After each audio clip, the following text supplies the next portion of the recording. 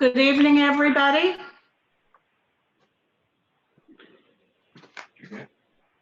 Okay, this is our special virtual meeting, Friday, August 21st.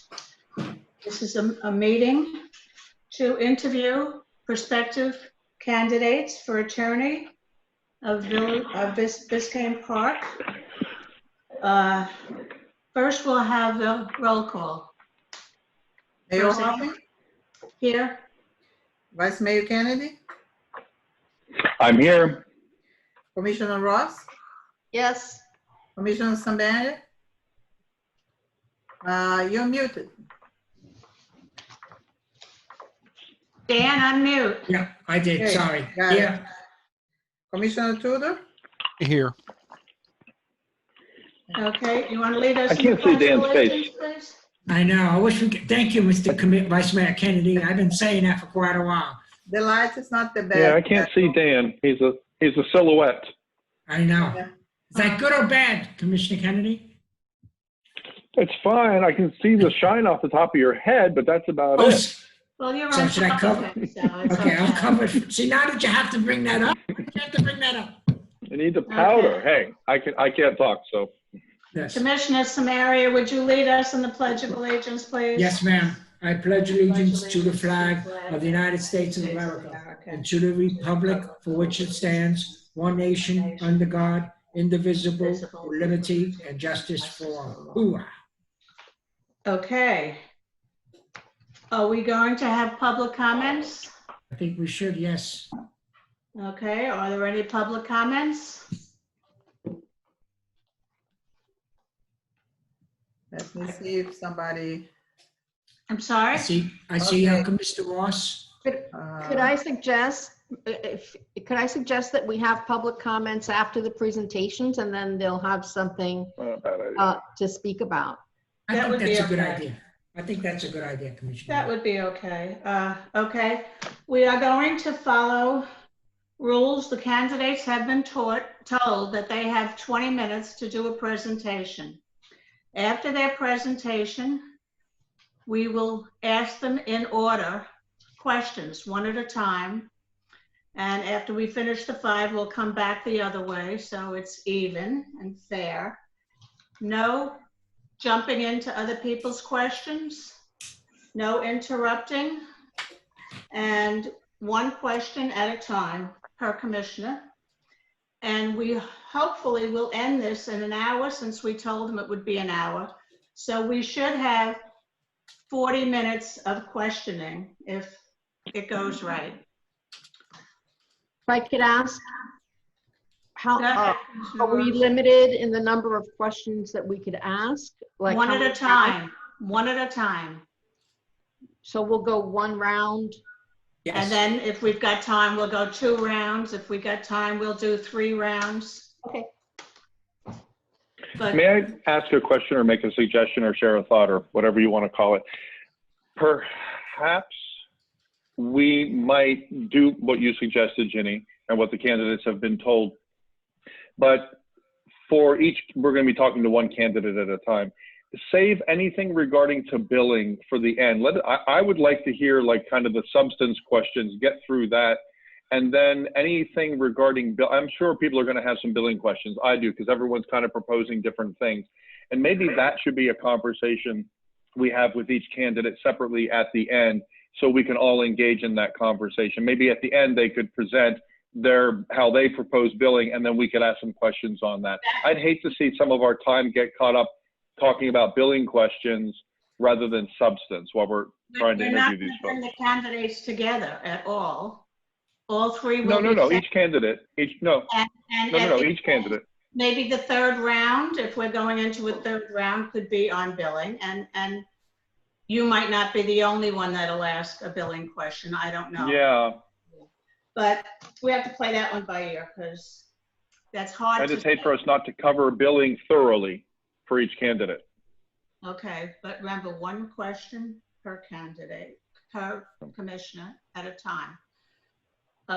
Roseanne, would you like to introduce our first 2 yeah, I'm candidates? gonna admit Mr. Edward Dion.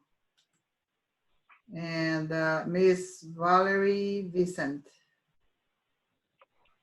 Okay, do they have the spelling of that? It's Valerie, V-I-C-E-N-T, Vicent, yes. and Edward Dion, D-I-O-N. Edward Dion. Oh, I see. I'm unmuting them, I so see Edward is on. Good evening. Welcome to Village of Biscayne Park. How are you tonight? We're very well. Thank you for having us. Okay, can we make sure you can hear us also, Valerie? I hear you perfectly. Can you hear me? I'm sorry? I hear you perfectly. Can you hear me? Yes. Yes. yeah, we need to speak up a little bit louder. Yes. Your sound is kind of low. Before we ask your question, we'll introduce ourselves, but first we'd like to hear from you. You have 20 minutes. I guess you're going to share your 20 minutes telling us about yourself and why you would like to come to Biscayne Park. Mayor, Commissioners, thank you very much again for having us here tonight. We will not take up 20 minutes. We're sure that you've seen our submittal. You've had an opportunity to read it. We're not going to insult your intelligence by reading through it again. We'd rather just hit the highlights and then answer any questions that you guys might have. Again, my name is Ed Dion. I'm a partner in the firm of Neighbors, Giblin and Nickerson. The firm's been around since 1984, and since that time, the only thing the firm has done is represent local government, whether it's cities or towns or counties, school boards, special districts. That's all we do. We do not represent developers. We do not represent other businesses. This is our calling, is to represent local governments. I've been with the firm since 2007 as a partner. Before that, I served as general counsel to the Florida Department of Labor and Employment Security. After that, I served for 5.5 years as county attorney in Broward County. Then I worked for the sheriff as his general counsel in Broward County. And then again, I've been with the firm since 2007. As you've seen, we represent quite a few cities and counties across the state. We do everything from ethics to public records to sunshine law to litigation to appellate work. Our Tampa office is strictly confined to doing bond work and working with community development districts. And our Tallahassee office, which actually is where I am tonight, does exclusively general governmental work. We represent, one of my partners is the county attorney in Wakulla County. Another of our partners is county attorney in Okaloosa County. As you've seen from our resume, we currently serve as the city attorney for Sunny Isles Beach, but we're not city attorney for any other cities or towns in Miami-Dade County. So we don't believe that any conflict of interest could arise. But if it did, we would certainly follow the rules of professional conduct of the Florida Bar and either withdraw and find you sufficient representation, or we would seek a waiver of a conflict from both you and the other party. That's generally the way that it's done. That's pretty much all I wanted to say to start with, but I'd like for you to hear from Valerie, who joined our firm just in December, but has a lot of other experience that I think you'll find interesting. Thank you, Ed. Can you guys hear me better now? Yes, Yes. yes. Perfect. If I needed the headset. My name is Valerie Vicente, and as Ed indicated, I'm an associate with the firm. Immediately before starting with the firm, I was the senior assistant city attorney for North Miami Beach. I was their in-house counsel, and I attended commission meetings, workshops. I was legal counsel and advisor to some of their boards, including the Code Enforcement Board, their special magistrate, the Public Utilities Commission. I also served as their police legal advisor and oversaw their litigation. And I was with North Miami Beach 2 years. And more recently, I've been supporting Ed representing the city of Sunny Isles Beach and doing a lot of the things that he's already mentioned, ethics matters, procurement, drafting contracts, reviewing contracts, drafting resolutions and ordinances and all different aspects of local government law that you guys see on a routine basis. So, and I'm happy to be with you guys here tonight. Thank you. We really prefer to answer any questions that you have. I think that's much more productive, than us just reciting a whole bunch of stuff that we generally do. Okay, we're gonna go in order, each commissioner, and we will introduce ourselves first so that you know who you're dealing with now that we know who we're dealing with. Okay. Interesting, Valerie. I used to live in Sunny Isles Beach, and I used to live in North Miami Beach. I lived in Ocean 3 in Sunny Isles Beach. We're familiar with that building. Yeah, nice building, nice building. Anyhow, my first question is to both of you. Have you ever been asked to leave or been dismissed for any of the villages, municipalities, towns or villages, whatever you call them? Have you ever lost your job or been asked to leave? Absolutely not. No, ma'am. Okay, that's nice, that's nice. Okay, Vice Mayor Kennedy? Hi, guys. My name's Mac Kennedy. Please call me Mac, and I hope I can call you Ed and Valerie. I'm going to ask you a specific question. Since you applied for this position, how many of our commission meetings and workshops, we've had some workshops as well, have you been here on Zoom, watching the meeting, or watched them after the fact on YouTube? And in relation to those specific meetings, since you submitted your package, how would you have advised us differently on any specific matters that came before us? I've only seen portions of some of the meetings and after the fact. But I know that Valerie has watched a little more extensively, and perhaps she can answer that better than I. Yeah, I mean, I've watched a few of the meetings, the same thing, portions of it. I don't know, and I know you guys have Mr. Herron as counsel. I don't know if there's anything specific that I would have advised differently on, thinking back on certain items that came before you. Then maybe I should phrase it a little differently so you can give us some substance here. Give us, from the meetings that you watched, what would you consider to be the biggest concerns that you see going on here in the village right now? From my perspective, I guess my concern is the length of your meetings. It seems as though you folks spend quite a bit of time on it, and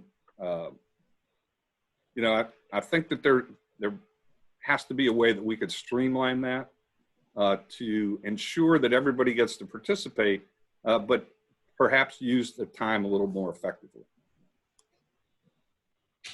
Valerie? Yeah, and I think, some of the things that we do, for example, in Sunny Isles Beach is in advance of the meeting, we have commissioner briefings. So, any questions that you may have, we discuss them in advance, so that you're not having to do it, from the dais and fleshing out these issues. Much of that's already been done before you're having your meeting. So you can only, need to ask the most poignant questions, to speak amongst, your fellow commissioners, but most of that would be fleshed out in advance. Okay, Okay, Commissioner thank you. Ross? You're muted. You muted, Commissioner. Rox, she's still muted. I'm trying to unmute her. There you go. How's that? Okay. Okay. Hi, Rox Ross. A pleasure to meet you. Thank you for joining us tonight and for your submittal. I've heard so much of the firm, and you have quite an outstanding reputation. I know there's a publication that's put out by Mr. Neighbors every couple of years on municipal finances, and that's been my kind of go-to resource. So I value that. Thank you. Thank you that's a great service you put out for the cities. My question is,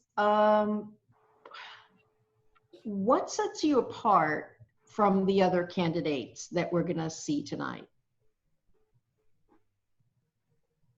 I think it's probably the fact that we have our entire firm to back us up, so that in the event that we're unable or not as effectively able to handle an issue, we have people who have sat as city and county attorneys throughout the state of Florida that we can use as a resource to help us get to an effective answer for you. And again, that's all we do. All we do is local government. And so, I don't know Fox Rothschild very well. I know John Herron very well, and he's an excellent attorney, but I don't know that they have the same backup that we have at Neighbors Gibble and Nickerson. And by the way, Commissioner Ross, I hate to tell you this, but we lost Mr. Neighbors last February in 2019. But he's still haunting the halls of the Tallahassee office. Well, I hope you continue to put that publication out. Oh, absolutely. Yeah. It's something that we are dedicated to doing, and we will continue to do that. Okay. Commissioner Samaria. You're muted. Hold on. There you go. Okay, good. Thank you. Thank you very much for coming. How available are you to work on time-sensitive issues such as RFPs, ordinance grants, etc.? Valerie and I talk to each other. We begin our day at 7:30 every day with a telephone conversation about what things we have to accomplish in that day, so that we prioritize for all of our clients what needs to get done and by what time it needs to get done. And we generally split up the work to ensure that we're timely in the responses that we provide.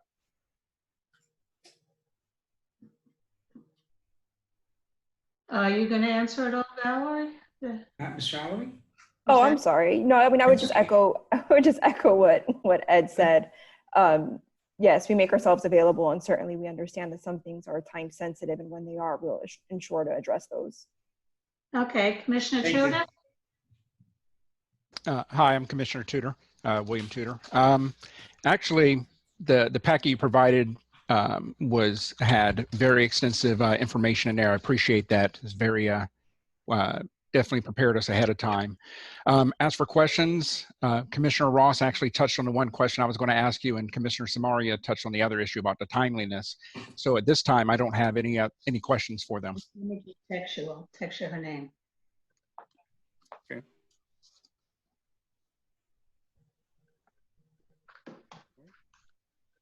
Did you say you have no other questions? Yes, Mayor, I have no other questions. They've already been addressed by two of the commissioners. Okay. And we will hear from Commissioner Samari back. And the second question? Okay, good. What experience do you have for working with small communities? Well, frankly, I consider Sunny Isles Beach to be a relatively small community, with only, 21,000 residents. I know that you're smaller than that. I understand that. But we also represent towns all over the place. Town of Davie, we've done work in. We do all the big and the small. So I think we're pretty well equipped to handle any issues that may arise here in the village of Biscayne Park. That's right. Okay.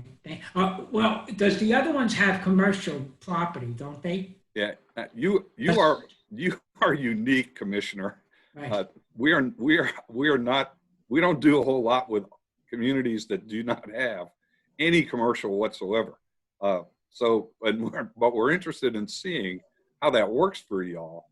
I realized that a big part of what you folks probably are faced with most of the time is code enforcement. Trying to make sure that your village stays as nice as you want it to stay. And both of us have extensive experience in that type of work, and be happy to work with you to ensure that that we work with your code enforcement officer, you know, to ensure that we keep the village the way that you want it to be. Okay, thank you. Commissioner Ross? You're muted, Rox. Sorry. I don't know if you had an opportunity to take a look at our budget. We actually had a budget workshop last night. And one of the things that we did this year was increase our legal expense to a whopping $85,000. It's the highest we've ever gone. And I wonder if that amount is sufficient to draw you to the position.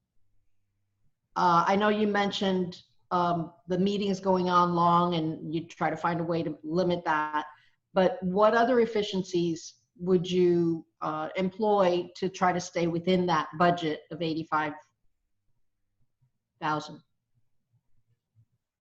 Commissioner, obviously that's dependent upon the demand that you guys put upon our time. You know, if for some reason you get a slew of lawsuits filed against the village, somebody's going to have to defend that. And you're either going to have to pay us or you're going to have to pay somebody else.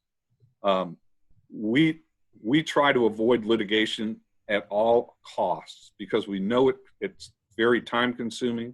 We know it's very costly. And we know that the only people who make out when there's litigation are the lawyers. And so towns and cities and villages do not benefit from being involved in a lot of litigation. So we would always try to mediate in some fashion to make sure that we don't get involved in that type of litigation. Now it arises from time to time, and we're certainly capable of addressing that. You know, but I think if you check with our clients and our billing practices, you'll see that we are very conservative in the way that we bill our time. You know, we bill on a 6-minute schedule so that, you know, you know, we bill 0.1 for every 6 minutes, 0.1 of an hour for every 6 minutes. And, you know, please check with our clients, you know, about how generous we are with our time and not attempting not to overbill. Again, we understand governmental budgets. We know you folks are pressed to try and keep all of your costs down as much as you possibly can.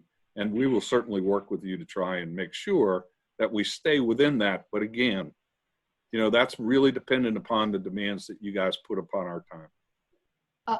Okay, Madam Mayor, if I could have a follow-up on that, because as we all know, FMIT handles our insurance and most litigation is handled by them. It's usually through Mike Piper's firm or someone else. It's usually great firm. And it's so that ticket doesn't fall on us directly. I wonder, Valerie, if you can maybe focus a response not concerning litigation. Yeah, sure. And I think I don't want to have to, you know, echo again what Ed said, but it really depends on the demands that are being placed on the firm. So, you know, if there is going to be, you know, lengthy meetings or phone calls about, you know, superfluous issues, and that kind of eats into the time. But, you know, if we can have, you know, focused conversations, you know, preparation in advance of meetings, you know, and being able to, you know, tailor, you know, our time to just effectively do what you guys need, then there would be no need for excessive billing. And so I think a lot of it's incumbent upon the village, you know, to also make sure that it's very focused in the assignments that are given and what we do. Thank you. Commissioner Kennedy? I'm sorry, am I making a note here?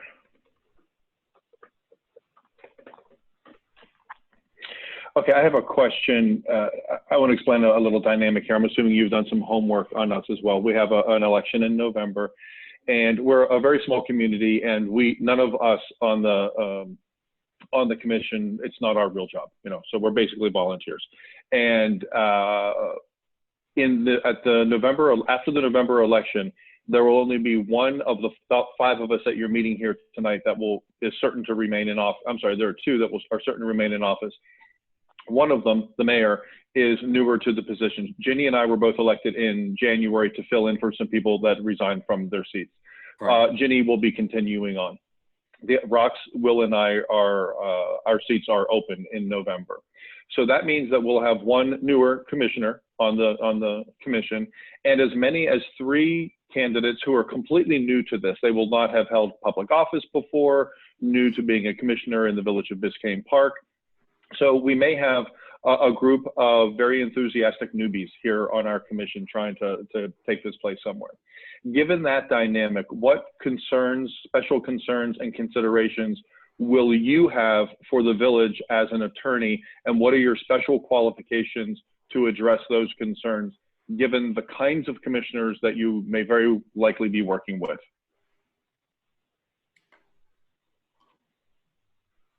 One of the things that I would recommend as soon as those folks are elected, is for Valerie and I to sit down with each of them and explain to them, first of all, their obligations under the Sunshine Law, their obligations under the Public Records Law, their obligations under both the Florida and the Miami-Dade County Code of Ethics, and try and instill in them the understanding, that honestly, this is a sacred trust that they've been entrusted with, and they're there to help the citizens of the village of Biscayne Park and not themselves.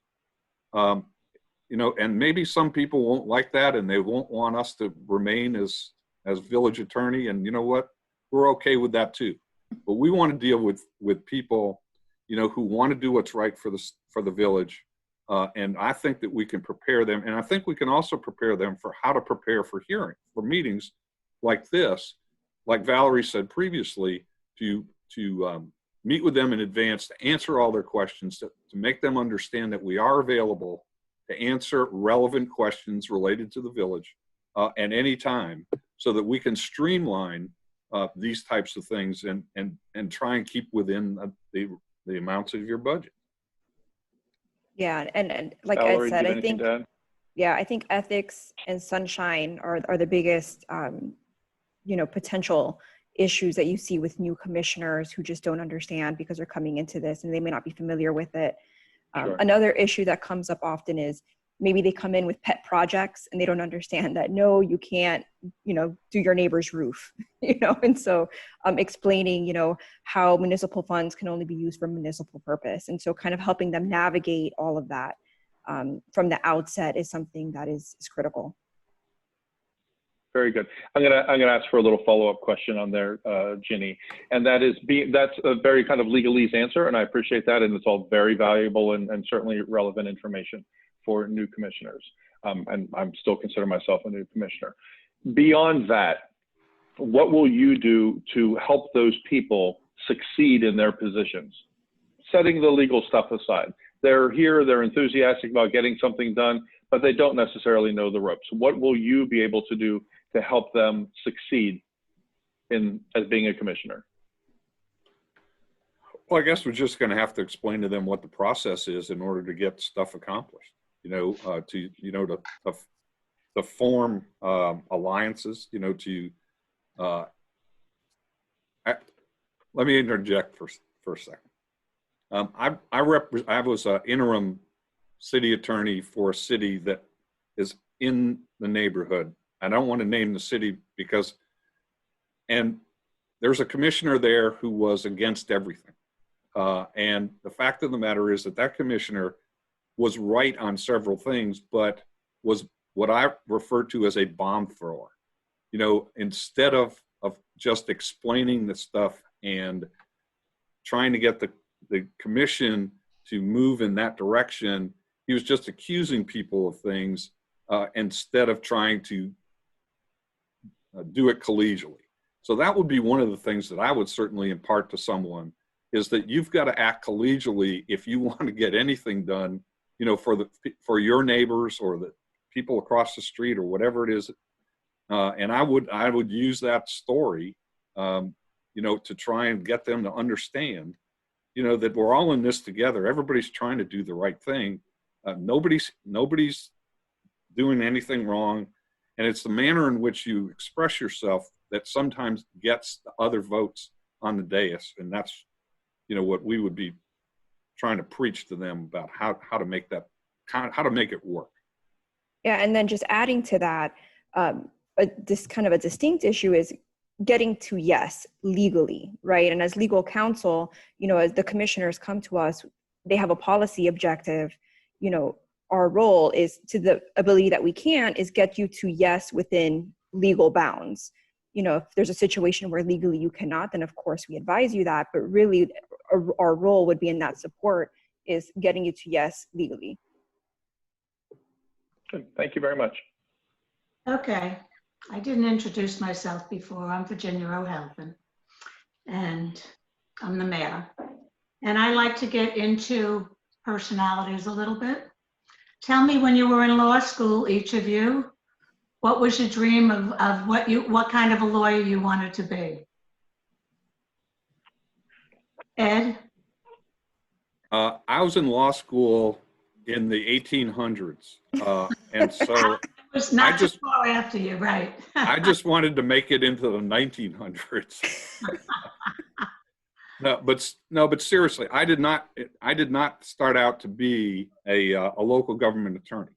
When I was in law school, I went to the University of Miami law school, as did Valerie. And I just wanted a job. And fortunately, I was working with a sole practitioner in Cutler Ridge who had a real estate practice. And so I learned real estate, and that's what I was doing for a while after I graduated there. And then I was helping out on a probate matter with an attorney from Orlando who said that his firm needed a real estate attorney, and would I be interested in going up and interviewing for the job? And that's what I did. And so I became a real estate attorney. And after a while, I realized that I didn't really want to do that the rest of my life. So I became a litigator. I got an opportunity in 1987 to go to work for then Governor Martinez. And we spent 11 and a half years here in Tallahassee with the Department of Labor and Employment Security. So I became a government lawyer at that point in time. And that's kind of how we got to where we are today. And I met Bob Neighbors and Tom Giblin, who's also on the masthead. And they were just so good, such good lawyers and really good counselors. For me, you know, when I was a county attorney, they helped me out tremendously. And when I had the opportunity, they came to me and asked me if I wanted to come and work for the firm. So that's how I got here. But I just wanted to graduate law school and pass the bar exam. And get on with your life and make in Miami Beach in 1978, and at the old Conover Hotel, if you remember that. Yeah, see, that's. No, I'm a New Yorker. Yeah, well. If you can't tell. Yeah. And what about you, Valerie? That's interesting. That's very broad. That's good. Sure. I mean, I also have had an interesting path to here as well. So I graduated law school in 2009. So I've been practicing for almost coming on 11 years. And when I started out, I worked as a public defender because I wanted to be a litigator right out of law school. And I got great experience trying cases. But as a public defender, the pay was very low and I wanted to make some money. And so I worked at an insurance defense firm. I litigated there for 5 years. And a position opened up at North Miami Beach for somebody to take on their litigation cases. And so actually my segue into local government law was in my capacity as a litigator. But I quickly learned when I went into the city that you have to be a jack of all trades working for a city.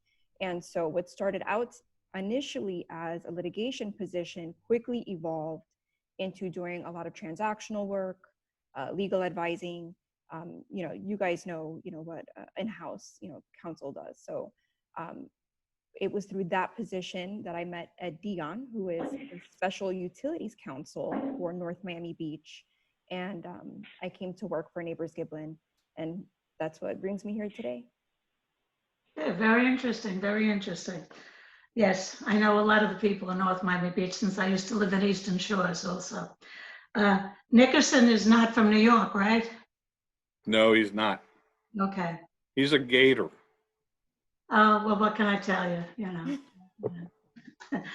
Thank you. Commissioner Tudor? Just more, this is just going to be a general kind of process question. One of what I found, I've been on the commission now since 2016, and I'm also similar to Vice Mayor Kennedy and Commissioner Ross, my seat's up this November. But one thing I've noticed on the commission is that there seems to be sometimes a little bit of a stagnation when it comes to drafting ordinances. For example, we've had discussions about revising the parking ordinance. We've had discussions about creating a construction ordinance. How do you see, what have you found to be the best process for getting an ordinance drafted and put through so that it can be voted on? Because traditionally we've been drafting from the dais. And so I want to see, kind of let me know, how would you approach that process? Commissioner, I don't think that's a very effective way of doing it. I think what you folks need to concentrate on is the policy. What is the overarching policy that you want to accomplish? And then let us sit with your department head who's responsible for that and draft up the details that would be the ordinance. And then obviously we circulate it. If you have comments, we make changes and revisions to it. But we found, that dealing with not that you folks, I don't want to say you're not experts, but you pay experts to handle the details. And you should allow them to handle the details. Let us handle the details. You folks concentrate on the overarching policy.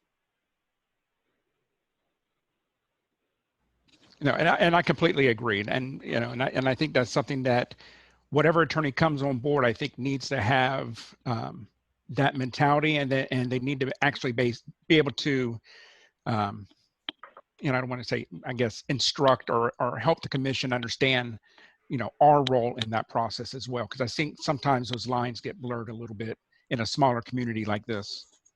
Well, and so, when we draft ordinances, we circulate them through staff, and then, it gets on an agenda.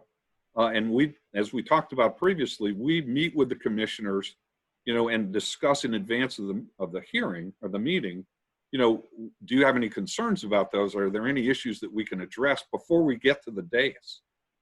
And, if they're reasonable, if they're just general changes, we can certainly do that. Or we can say, that's really something that the commission should direct us on in a public meeting.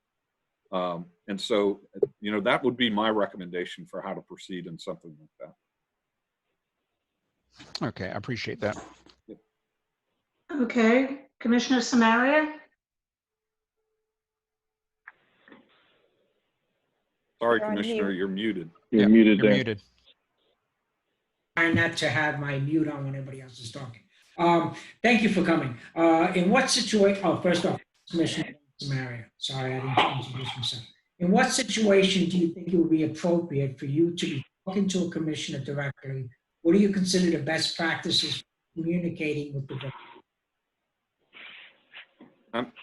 Commissioner, I'm sorry, but you sort of faded out there. I didn't get the end of that.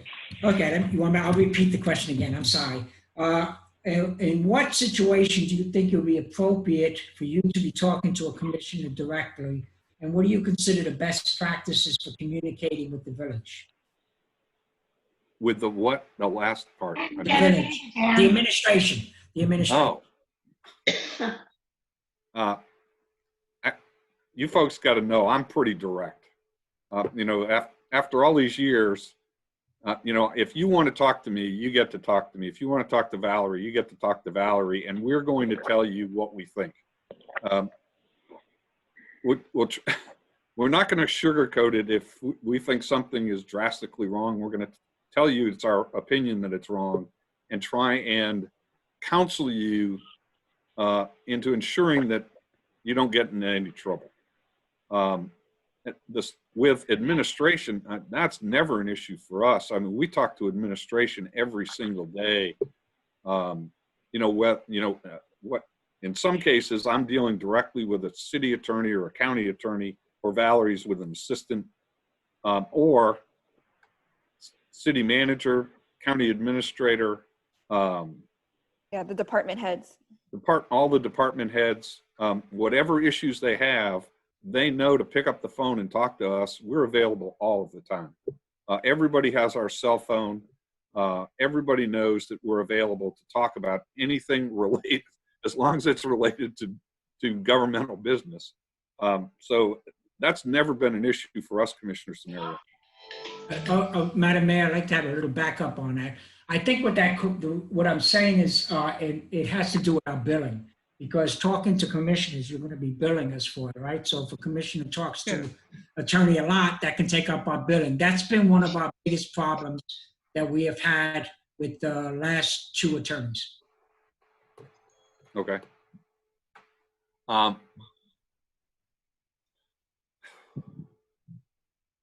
I understand what you're saying.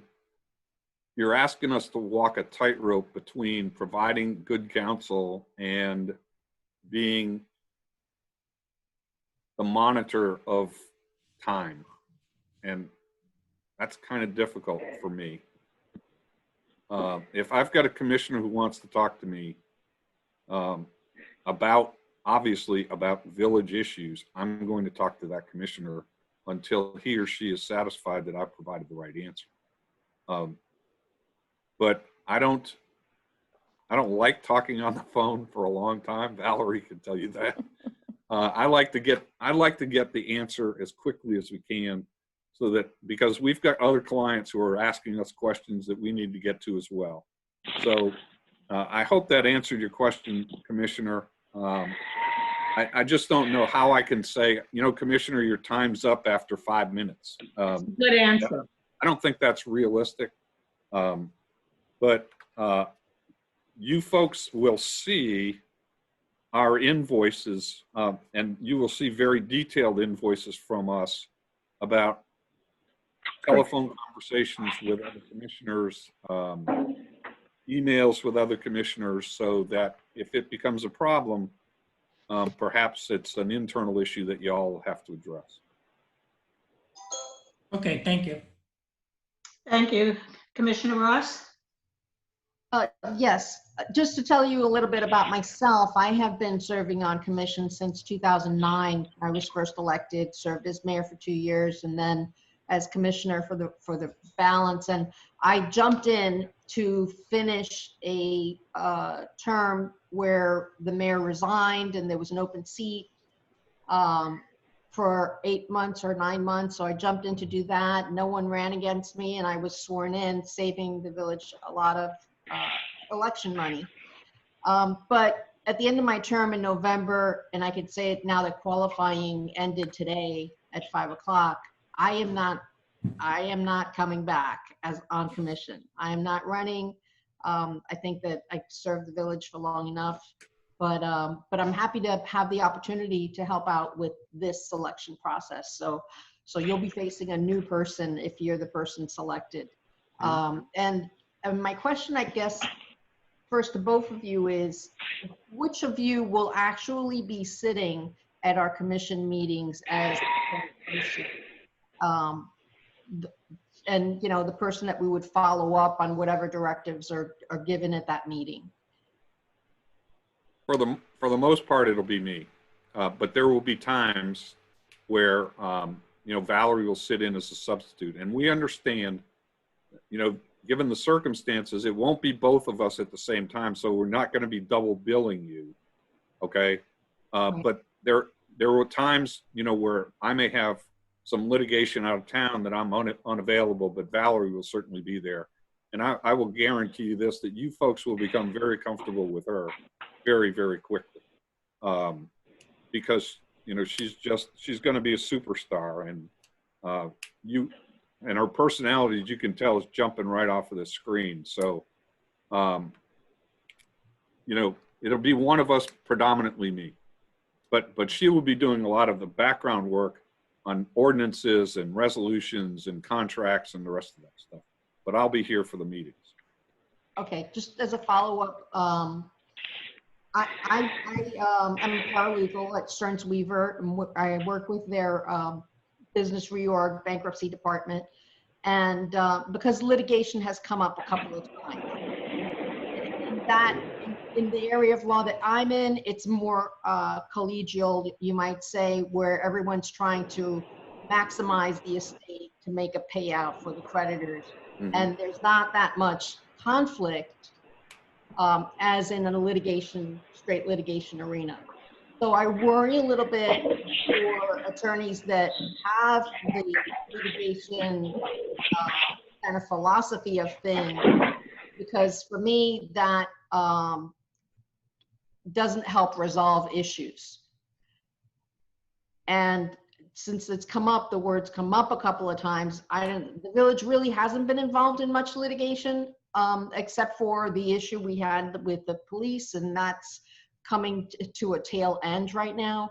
Mhm. I just worry, having had the experience of one of our prior attorneys who was a litigator, it seemed like everything that they handled it from an adversarial position, and that made our legal fees really accelerate. Right.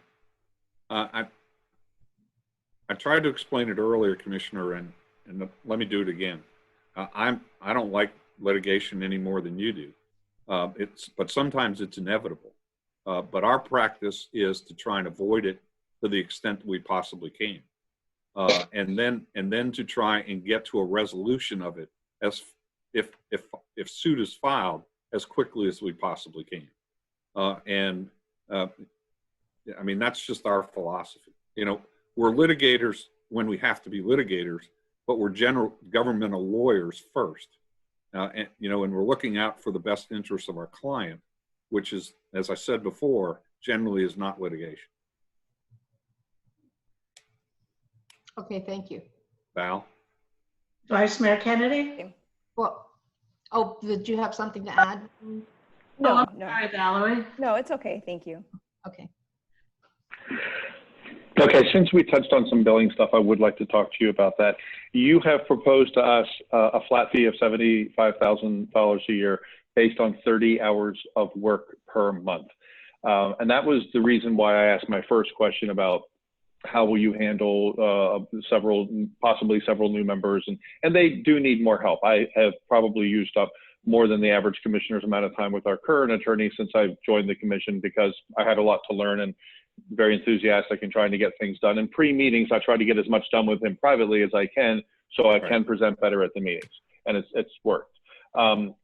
So at 30 hours in a typical 20-day work week, that's only 1.5 hours a day of time that we get from yours, and that's not a lot of time. So I cannot imagine that we will live within those constraints. And when you start billing by the hour on top of that, we could very quickly, I just did some quick math, if we went over by 10 hours a month even, which I think we would do quite easily, we're adding on another $25,000, $30,000 onto the bill every year without having taken on any extra projects. And then you start charging more if any single project takes up more than 10 hours. We have several of those projects going on now or coming up in the future. I see that we could get in very, very deep with you. So I'm not the person who will sit here and unilaterally negotiate an agreement with you, but I would like to ask you that if we decided we wanted to hire you, would you consider an agreement for the first year with no limitations on hours while we get used to working with you, you get used to working with us, you work with all these new commissioners, so we can stay within that $75,000 budget? I'm asking you, would you consider just a lump sum, $75,000 a year, whatever hours it takes, within the language that you used in your presentation, which I believe you said general representation, not all the other things that go beyond that, certainly. Is that something you would consider? Because I see us getting in very, very deep with you, and we left an attorney. We no longer are in a relationship with an attorney where we found ourselves in that exact same situation, and all of a sudden the manager was coming to the commission not this commission, was coming to the commission saying, we're out of money. We need more money to pay the attorney. Is that something, Ed, that you would consider doing for us for the first year? So while we figure our way through this relationship with your firm? Yeah, I mean, we can certainly negotiate that. And if we limit it to the first year, I think that might make it a little more palatable for my partners and me. And I understand exactly what you're saying, Commissioner. And I totally get it, you know, but, you know, there comes a point in time, you know, where we've got to get paid for the work that we do. And you know, I completely understand that. And I don't like to ask people to work for free. That wasn't the point here. I'm not one of those guys. I get it. Yeah. I get it. But remember, but we're this big and we only have this little budget. But remember, and I'm sure this is true for the other applicants as well. You know, they have other clients too. And if we're using all of the time for the Village of Biscayne Park, we're neglecting stuff that other clients need, or we're working 16 hours a day and I'm too old to do that anymore. Okay, so you would have that conversation with us? Oh, yes, we would. Wonderful. Okay, I appreciate that. And Ed, you failed your first test with me personally. You called me Commissioner. I go by Mac. Really, well, I kind of insist on it, please. I'm not going to apologize. I'm teasing you. I'm teasing you. Thank you very much. Okay, just one quick question. On one of your cases, Hochul versus Nassau County, that wasn't in New York, was it? No, ma'am.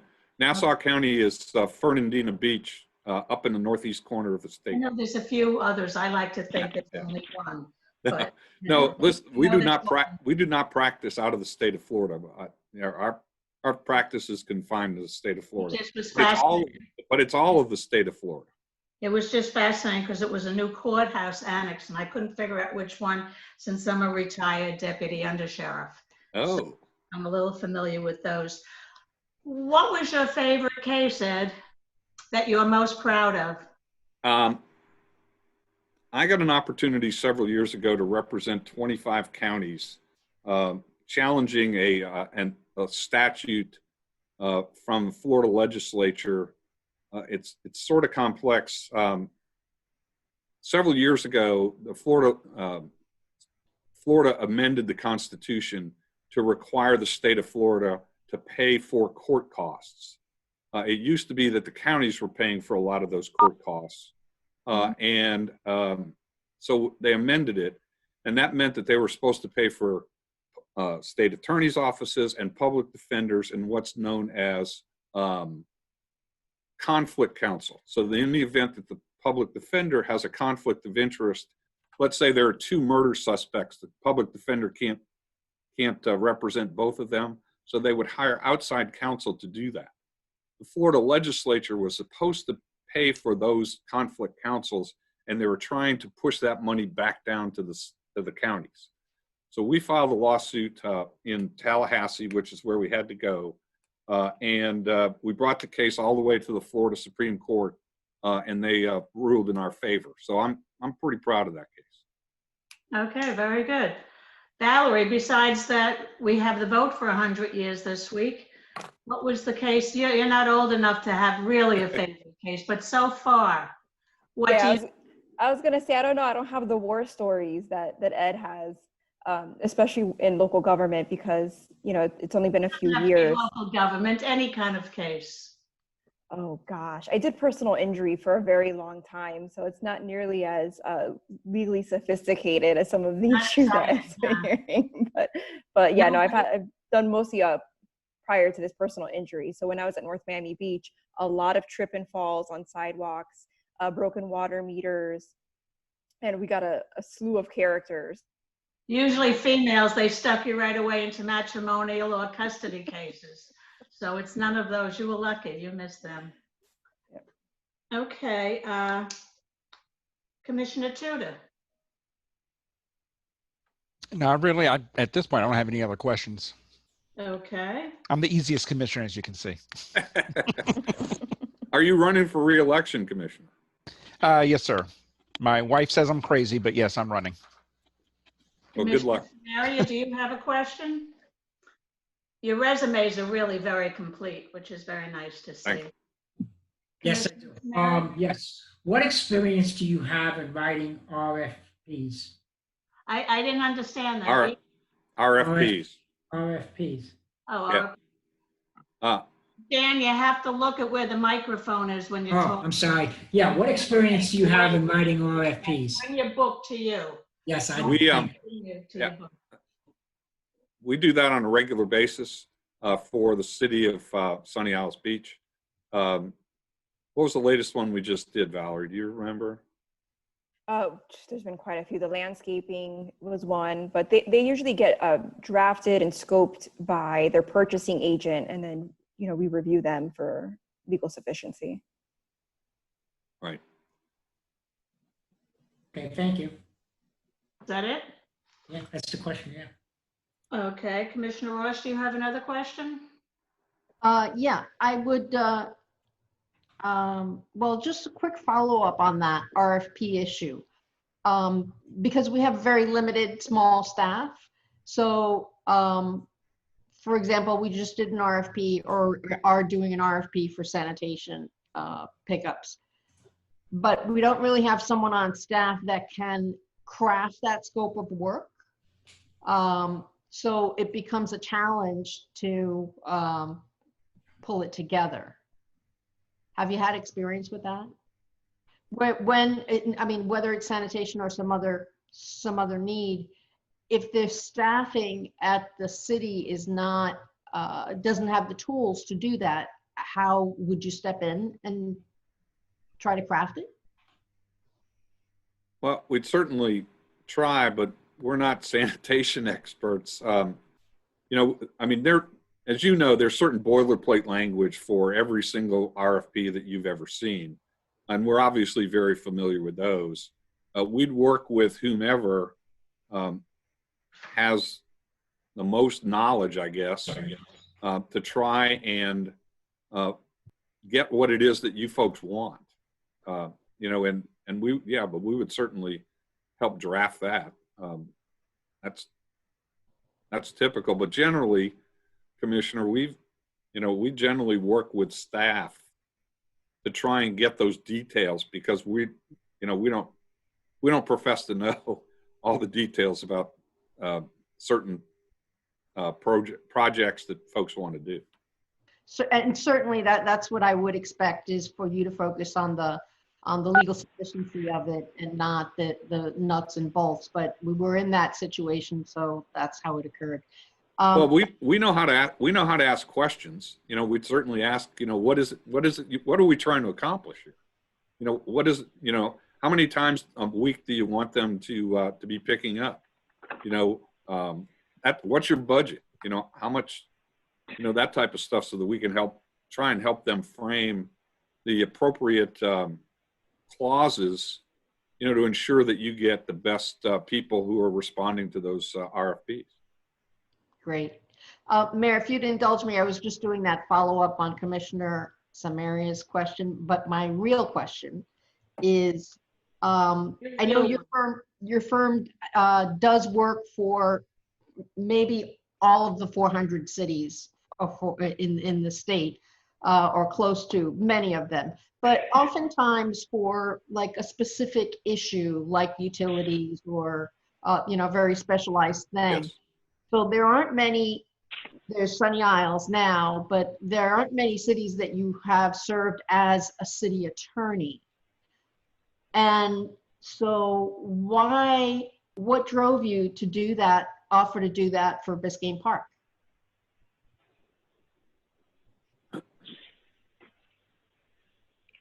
We are all, we're a business. We're always trying to find new clients. This is something that, that we do. We don't have as much experience with cities sitting in this chair, in the city attorney chair, but we've certainly seen how other city attorneys act. We certainly have seen other commissions, and this seemed like an opportunity that could be a challenge for us.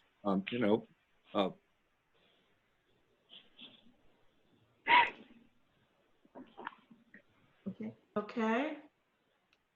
Are you finished, Commissioner? Well, I just wonder why not other cities? Why Biscayne Park? Well, you know, this opportunity came at the right time, or why? Yeah, I think there's that, but I mean, there are certain cities that I would not ever put our name in for. Some of them in your county, you know, just because of the issues that are the political issues in those municipalities, because of the personalities in some of those municipalities, I wouldn't waste my time. I don't want to represent those people. You know, we want to represent people who want us to represent them, and we want to be able to give good legal advice to people who are going to listen to it. And if you know as well as I do, Commissioner, that there are certain municipalities out there that no matter what you do, you know, you can't get them to do the right thing. And I just don't want to represent those folks. I don't think, clearly we don't believe that you are one of those municipalities. And we think that we can help, and that's why we're here. Thank you. Thank you. Commissioner Kennedy, do you want to finish up? Because we're a little bit. Sure. And mine's going to be very quick, and it's kind of a follow-up to Dan and then Rox's. And Valerie, either you or Ed can answer this. On your current personal client roster, actually, I'd like an answer from each of you since you'll both be working on our account, but mainly Ed. On your personal current client roster, based on that $75,000 figure that we're throwing around, where will Biscayne Park rank in terms of income to your firm? Even if you just give me a percentile. So your client said, where are we going to rank in terms of how much money we bring to your part of the firm, your responsibility to your firm? Where do we rank financially? You would be, my estimate is 4th. We'd be ranked number 4 out of how many clients that you work with that you're responsible for? 25. So for Ed, we'd be 4 of 25. Is that Remember, in a lot of those places, it could be just for one particular issue that we're in and out for. Understood. I'm just talking about the finances, your personal part of the firm. But the clients that we represent on a regular basis, where we have pending issues and have continuing pending issues, sure, it would 4 or 5 maybe. Okay, and but Valerie, pretty high up there. Well, I'm an associate with the firm. Absolutely. I'm an associate with the firm, so I don't have my own independent, you know, book of business. So I'm in a support role to Ed. Okay, thank you. Okay, is there anything else of utmost importance, since we have kept them for a little over an hour and it's been really a pleasure? And Madam Mayor, there's one question I'd like to ask, if it's possible to ask. Okay, go ahead, Commissioner Samara. Oh, okay. Let me get my mute up better. I'm sorry. Right, talk to the. Yes, I'm trying to. Yes, okay. Let's see. This was okay. In the past, we have budgeted $75,000 a year. Do you think you'll be able to work within that budget, and what items will not be covered? Well, if back in our proposal, you know, it's litigation's not covered. Special projects over 10 hours aren't covered. And let me, if I may, this is the same arrangement we have with Sunny Isles Beach. It's public record, so I'm not divulging any state secrets here. Our firm, and Commissioner Ross probably knows this very well, is our firm is one of the leaders in doing special assessments across the state of Florida, fire assessments, as well as impact fees, you know, or other types of fees like that. That would be separate and apart from the general. And of course, any bond work. I don't think your village does a whole lot of bond work, but in the event we ever did, that would be a separate and distinct fee arrangement. and that's generally based upon the amount of bonds that you're issuing. Our Tampa guys are like the #2 bond firm in the state of Florida, and are just phenomenal. And then, we talked about in excess of 30 hours, but I've also committed to Commissioner Kennedy that we would certainly discuss that with you folks and see what we can come up with for the first year. Okay, thank you. Thank you again. Well, thank you all so much for giving us the time, and I wish you well in your deliberations. Thank you. Thank you. Pleasure Thank meeting you, guys. everybody. Thank you. Thank you. The rest of the commissioners are saying. Take care. Thank you. Are we excused now? You're excused. Thank you very much. Thank you. Good night. Good Thank night. you. Roseanne, can we have a 5-minute break before you bring in? Can you hear me? Oh, Yes, Yes. Mayor, I can hear you. 5 minutes. I'm gonna. Is everybody there yet? Oh, yeah. Okay, 5 minutes. Everybody's here. I'm gonna meet Mr. Rafael Suarez Rivas. Okay.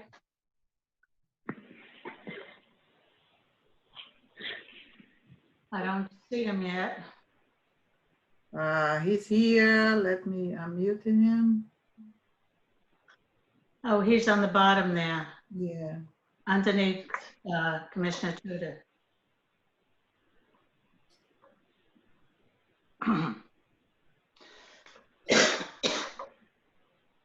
Mr. Suarez Rivas, can you hear us? Mr. Rivas, can you hear us? Raphael, can you hear us? I don't see him. No, I see his Oh, name. there he is.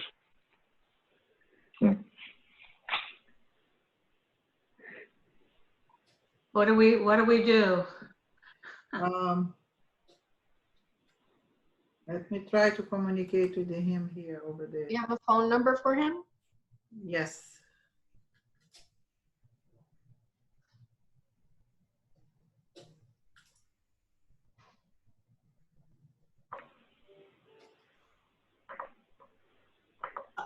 There he is. Picture came up. Yep. But we can't hear him. All right. Now you have to unmute yourself, Mr. Suarez Rivas. Hey, He's muted. I'm unmuting him. Myself. Sorry. There It you took a go. moment. Hello. Good evening. Good evening. How are you? Good. How do you say your name now? Suarez Rivas? Suarez Rivas, Mayor. Suarez Rivas. Okay, we make it into one word, right? Suarez Rivas. It's a compound name. Okay. It's like 2 in 1. How are Yes, you all tonight? very well. Very well. Welcome. Thank you for coming to Biscayne Park. Thank you.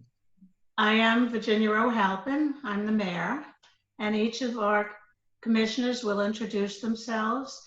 You have up to 20 minutes to tell us about yourself, anything you'd like to tell, and then we'll question you. So you can start anytime you're ready.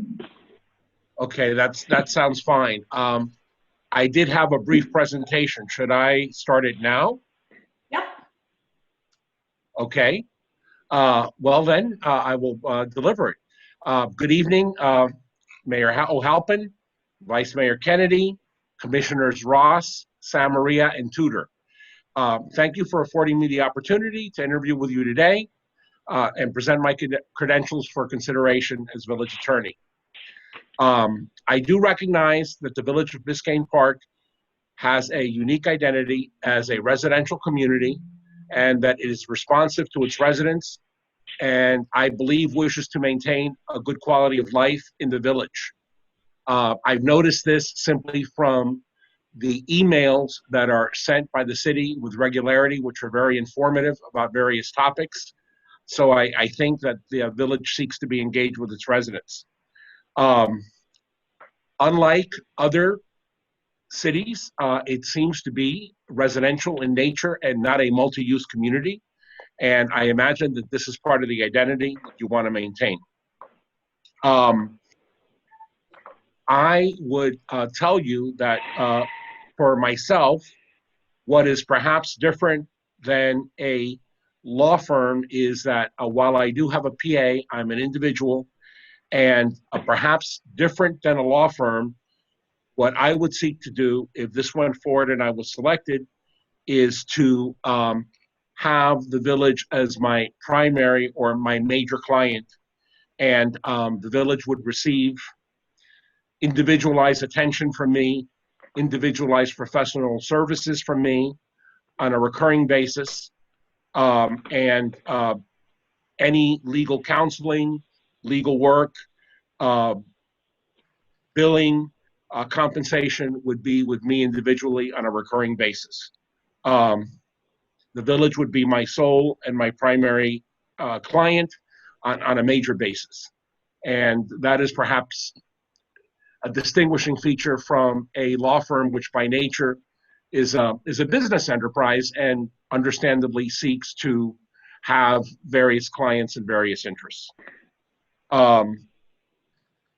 I am a seasoned and municipal lawyer. I am board certified in local government law. I have been since 1996. I have been practicing local government law since 1982. I am AV rated in Martindale-Hubbell in competence and ethics, which is, I believe, the highest rating.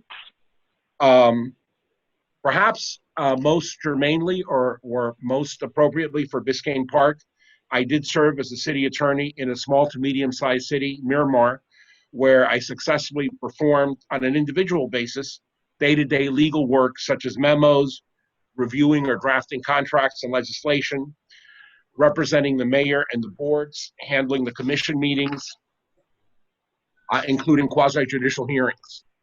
I have also worked in 2 large local government law offices, Broward County Attorney's Office and Miami City Attorney's Office, which gives me, I believe, a diversified setting of local governments.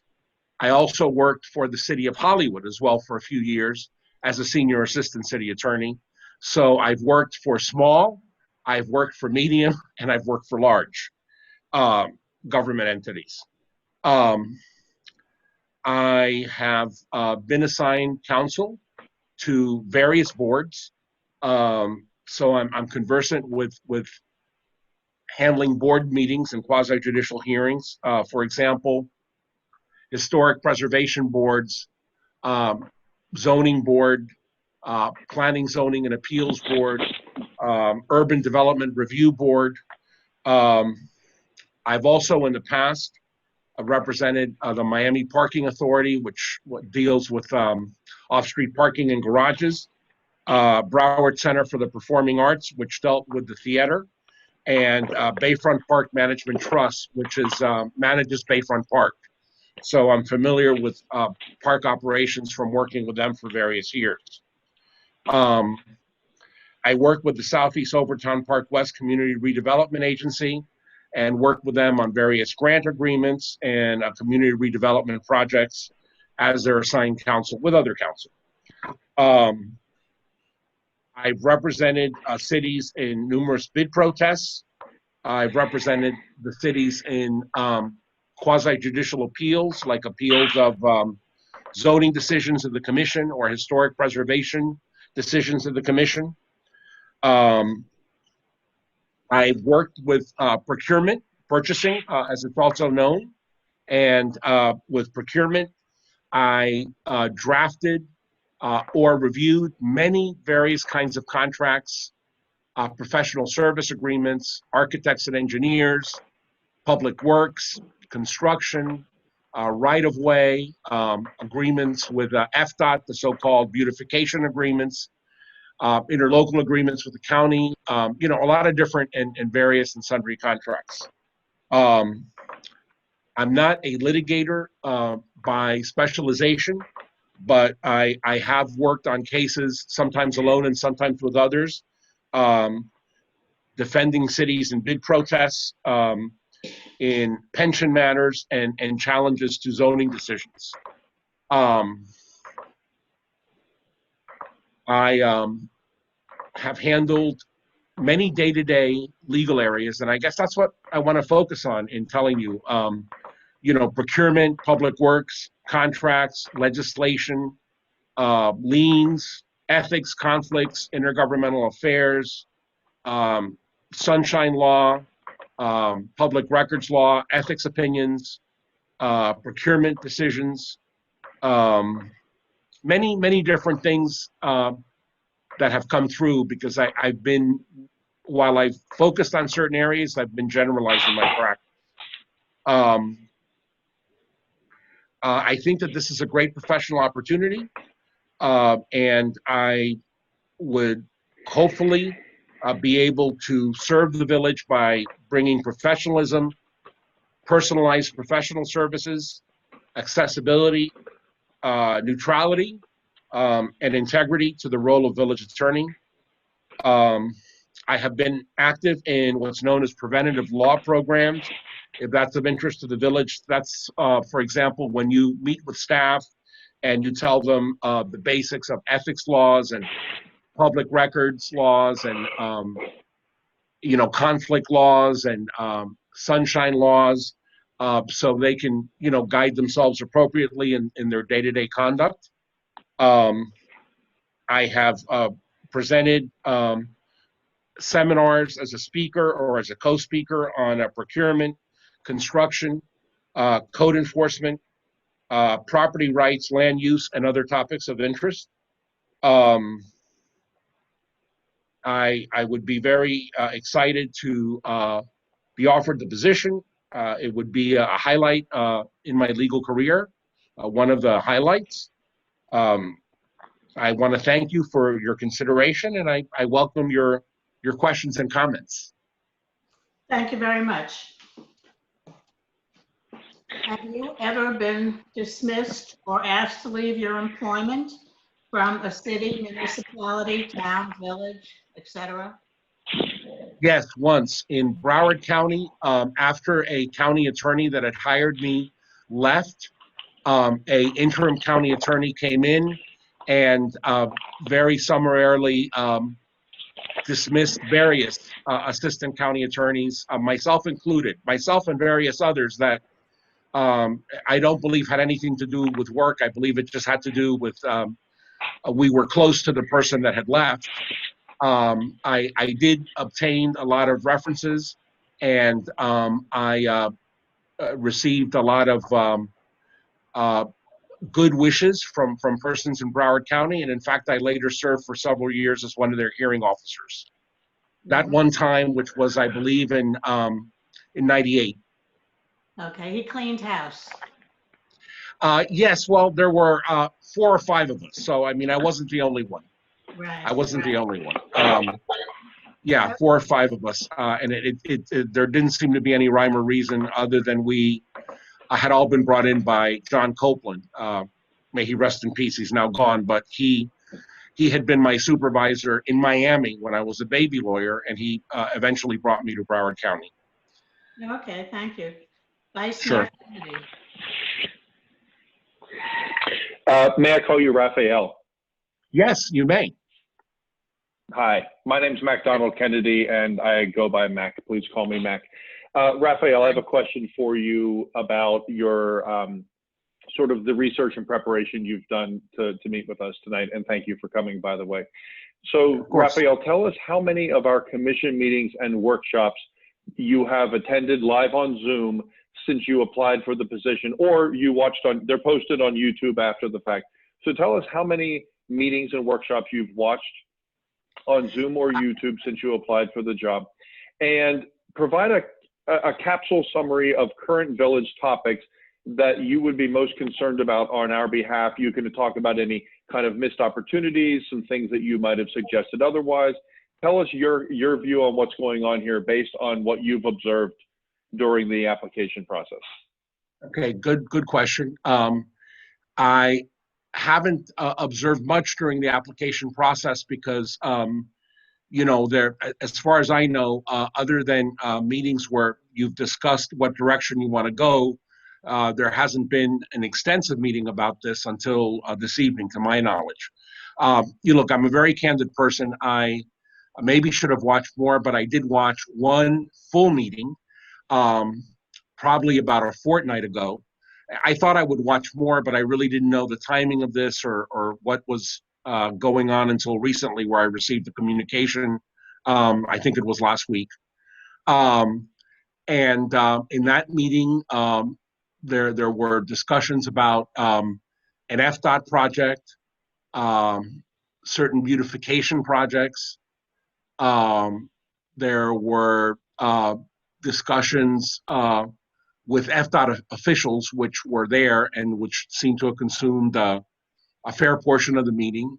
There were discussions about the village manager and the important role of the village manager being filled, and how that would be done, and how you would go about it, and appointing an interim.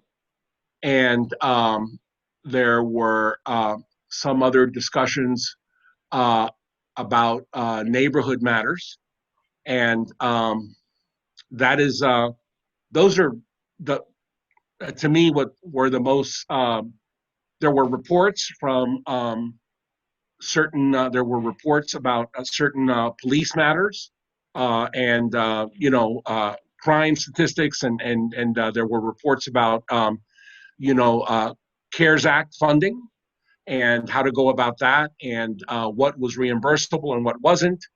I mean, it was an interesting meeting, and those were the major topics that I recall, Mr. Vice Mayor Mack. And was there anything that you were sort of chomping at the bit that you would have liked to have advised us about during those meetings, or warned us about, or head us off in a direction, or head us away from something? If you were filling the role of attorney, was there anything that you would have contributed differently, or maybe something that wasn't contributed at all? Well, I think that if I would have said anything, I would have said that to be sure, and it may be a red herring, but I would at least want to look into it, that in appointing anyone as the village manager on an interim basis, that there wouldn't be a possibility of a dual office holding issue. Perhaps not because it's interim, and perhaps not because it's for a brief time frame.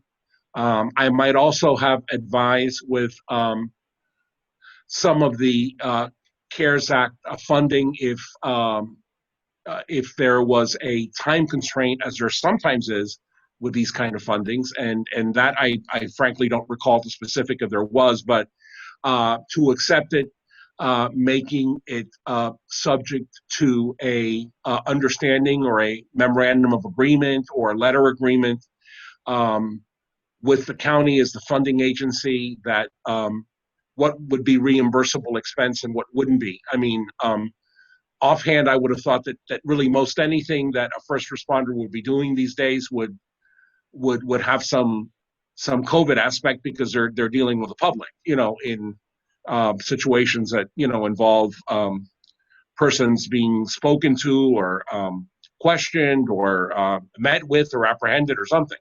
So okay. When you ask me offhand what comes to mind, those things, sir. Okay. So you're saying for our conversation about CARES, you would have wanted us to get a little more information about what would be reimbursable? Yes, that's what I'm saying. Okay, I appreciate that. Okay, thank you for the answer. Yeah, my pleasure. Commissioner Ross? I'm here. She's looking for Rux. I'm looking for Commissioner Ross. Okay, let's go to Commissioner Oh, Samari. no, There she is. There she is. She's back. Sorry, I just jumped up to try to find a financial to quote a number, but I couldn't come across it.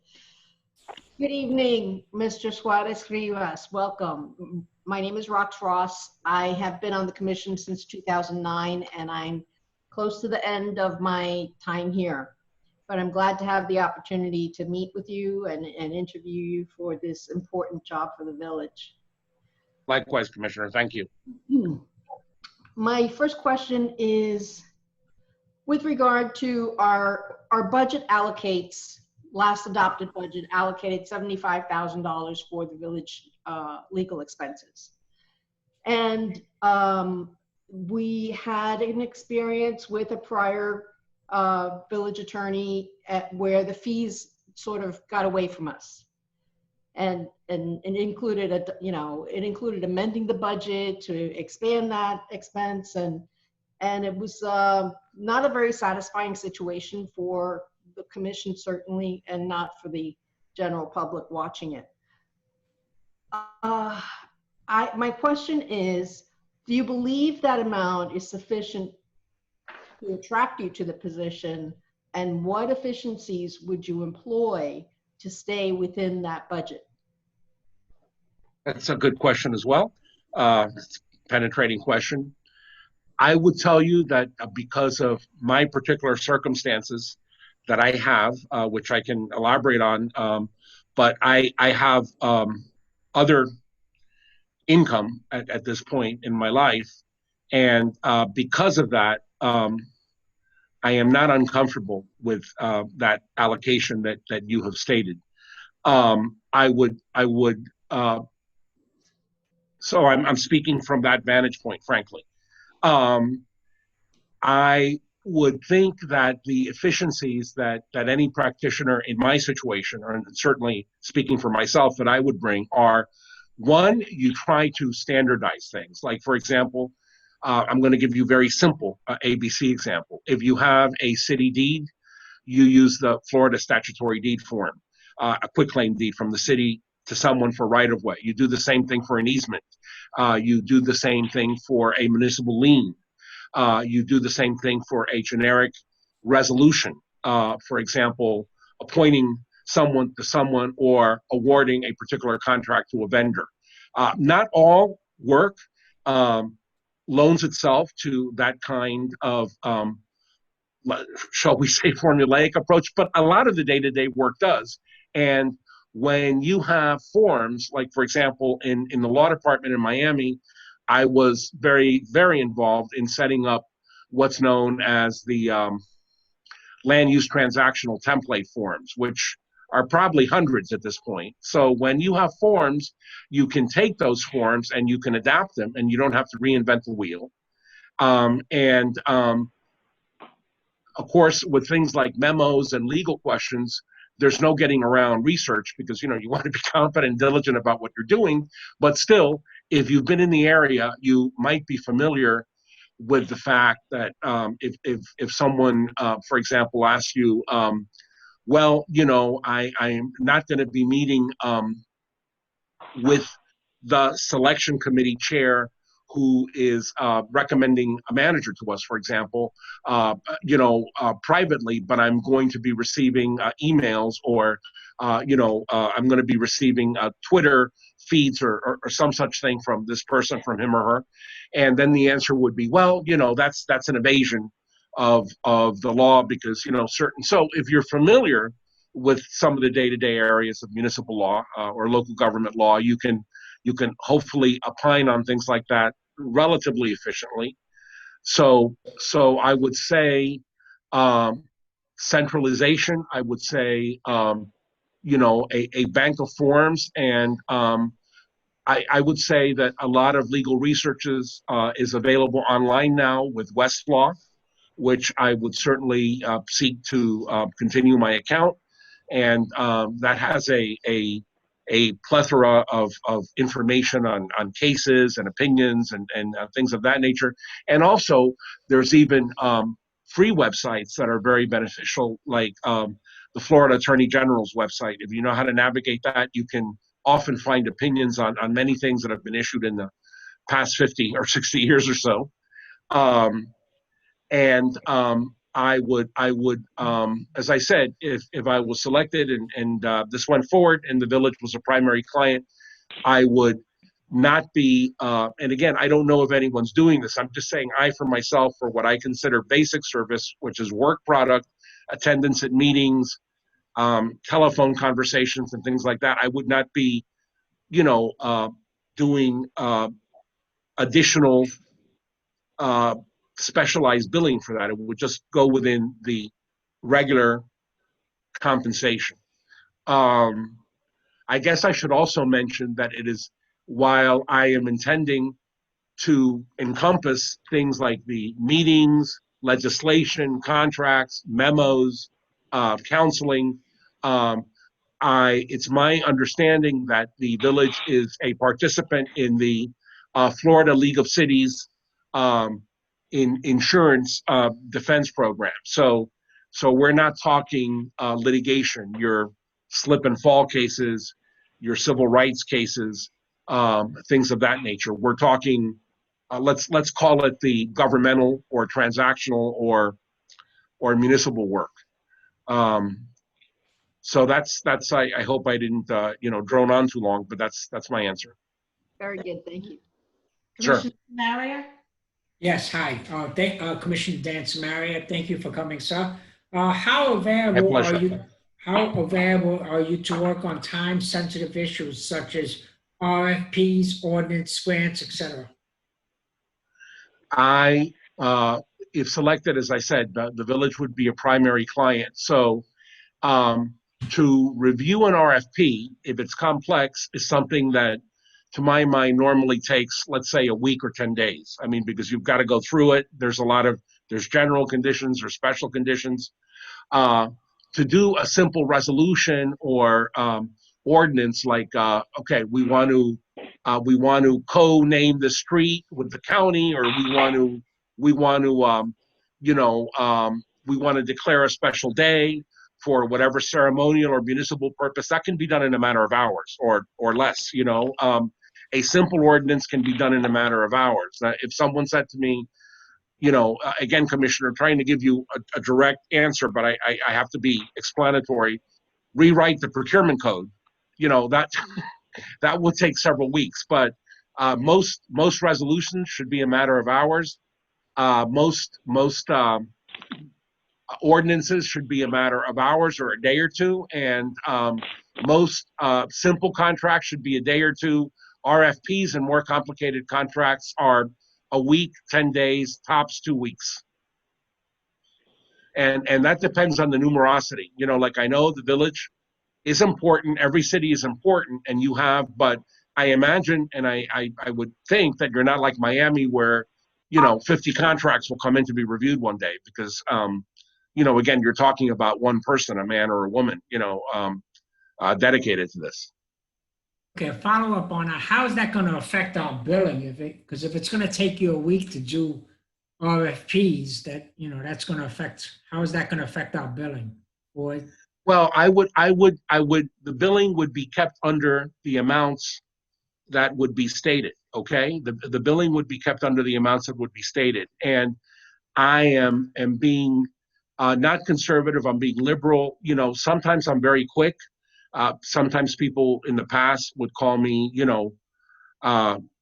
Rapid Raphael or whatever. I tend to be quick, but sometimes some RFPs are complicated and they take a few days. If it's a simple RFP, like we want to buy widgets, or we want to hire a architect and engineer for curb and gutter work, or we want embellishments done to the log cabin village hall, then it could be a shorter time. But again, if it's a complicated thing, it might take a few days. But I would keep the billing within the parameters set by the city, by the village. Okay, Commissioner Tudor? Thank you.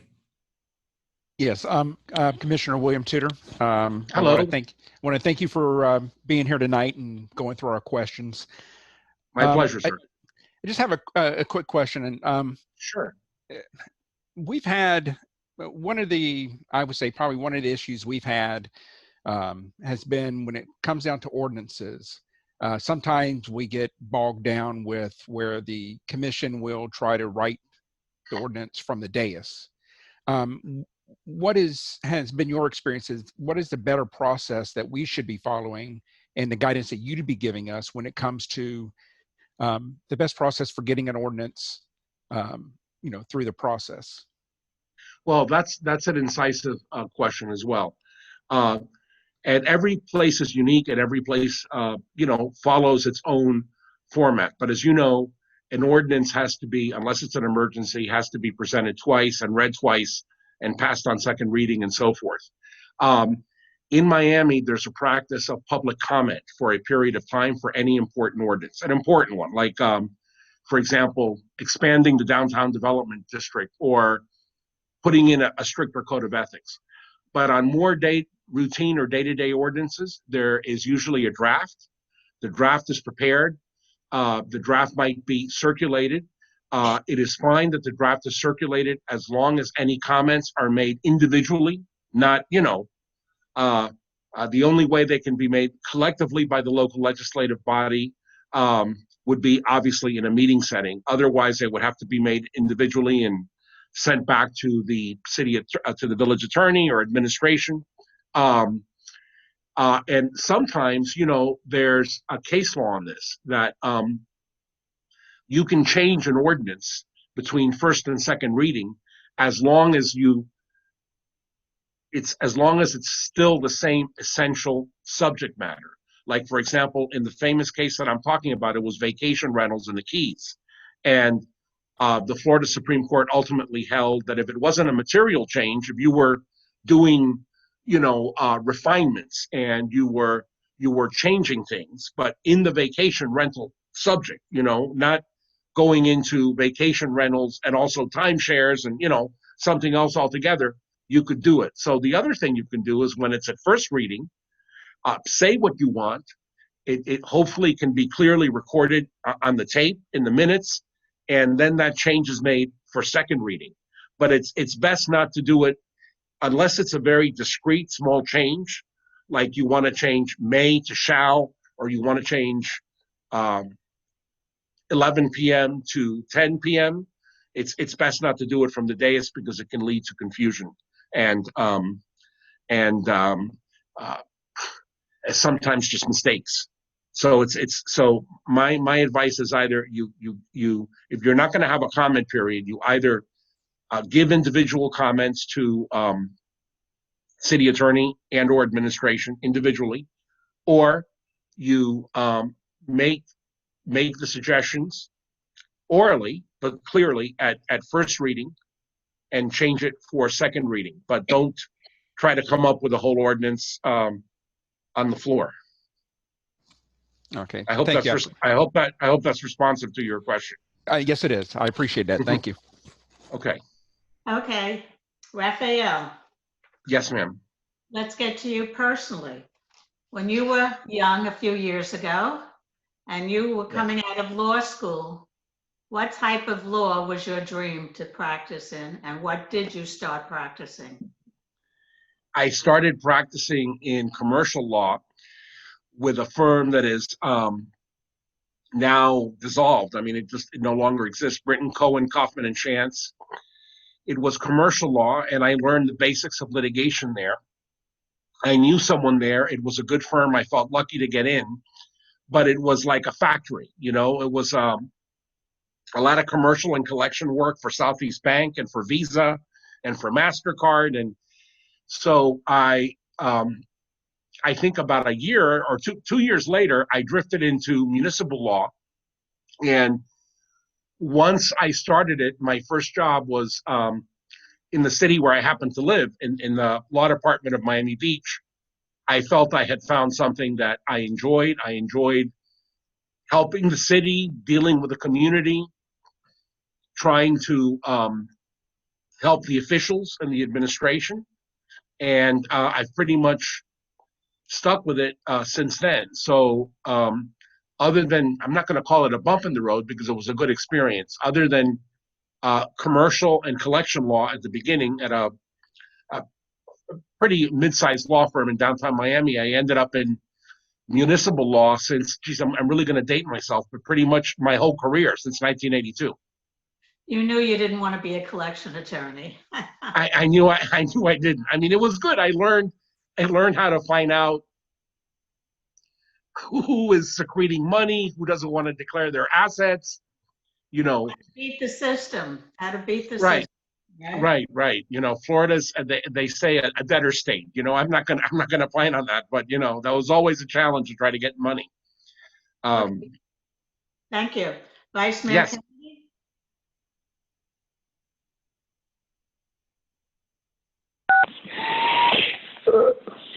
Raphael, I have a question for sir. you about Yes. what your role would be if you were to join our group, and you're one of the, let's say, you know, a part of the executive team of the village, along with the manager, the clerk, then the mayor, and the commissioners. Define your role as you see it on our executive team, and discuss when you would insinuate yourself into conversations, and how you would avoid being the, you know, what some people around here say, the sixth commissioner.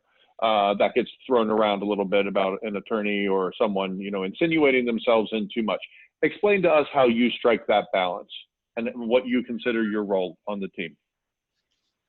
Well, I've tried to navigate that, particularly as I've gotten more mature and spent more time in local government, and the city I've worked with for a long time is not the you know, the most calm agency.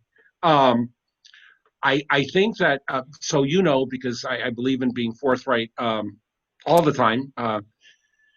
I am not a sixth commissioner kind of attorney, or someone who would want to set policy or engage in administration. In the commission briefings that I have attended, I'm not mute, I'm not silent either, but my points are always when there is something legal. Like, for example, I'll give you a real case example. There was a commissioner who wanted to change the historic preservation regulations.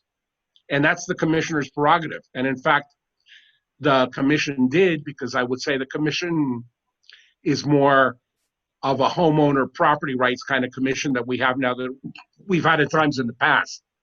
But my comments on that were limited to saying things like, you can't change this because the county requires it. You can't require owner consent, because owner consent in the cases to designate a property, the cases say that you can't do that. You have to be able to designate a property as historic if it meets a criteria, but it can't depend.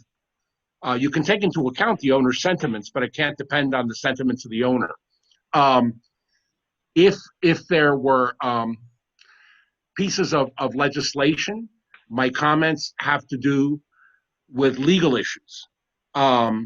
If a commissioner, mayor, vice mayor, manager wants to ask my opinion about something, I will give it, but I would try to cast it in a legal light.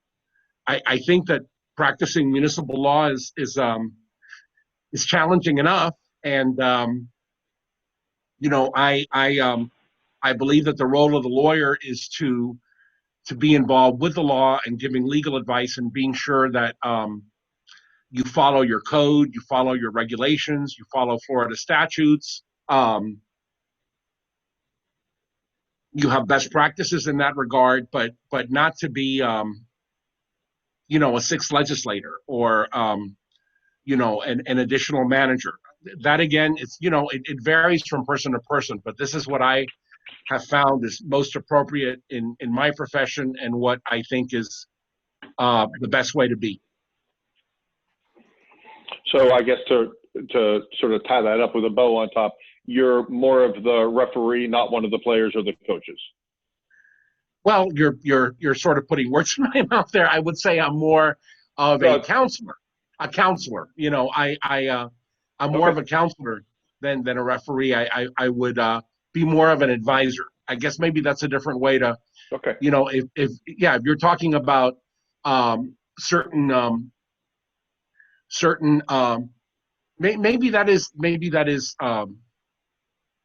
somewhat appropriate, even though, I mean, I think a lot of times, you know, with a process of compromise or moving forward, if there's a general idea that's good, you don't want it to get lost in the ether, or, you know, in a factionalism. But I would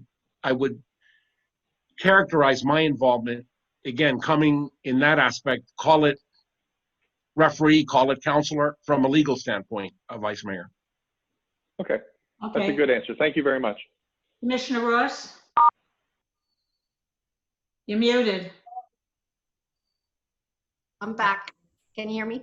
Yep. Yes, ma'am. Great. So I'm sure you know the other two candidates are firms with Yes, ma'am. with attorneys in many different disciplines and areas of law.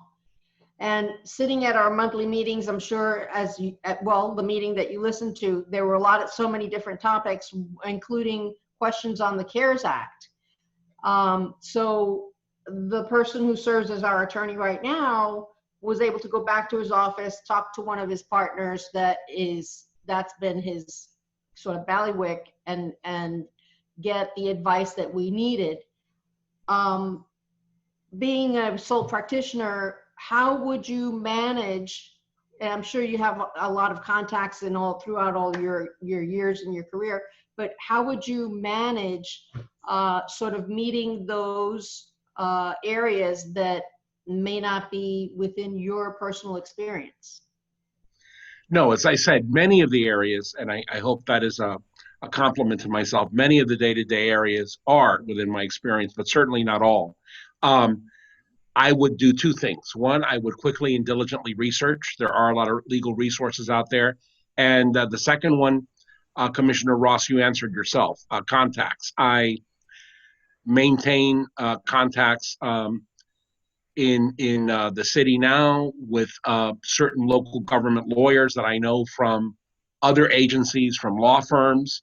And if it was a nuanced question or a particular question, and I was not fully satisfied with what I found or wanted reassurance on it, which I would sometimes, but not all the time, I would seek to just quickly call one of those people.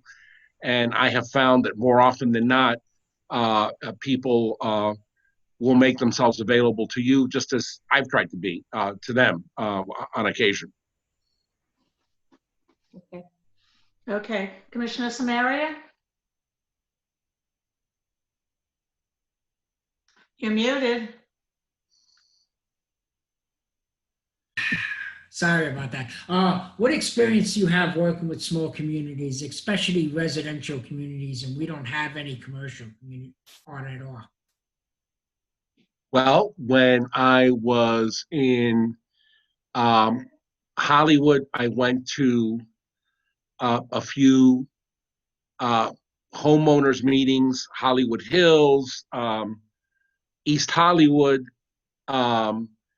in Miramar, which is now larger, but when I was there was 15,000 people.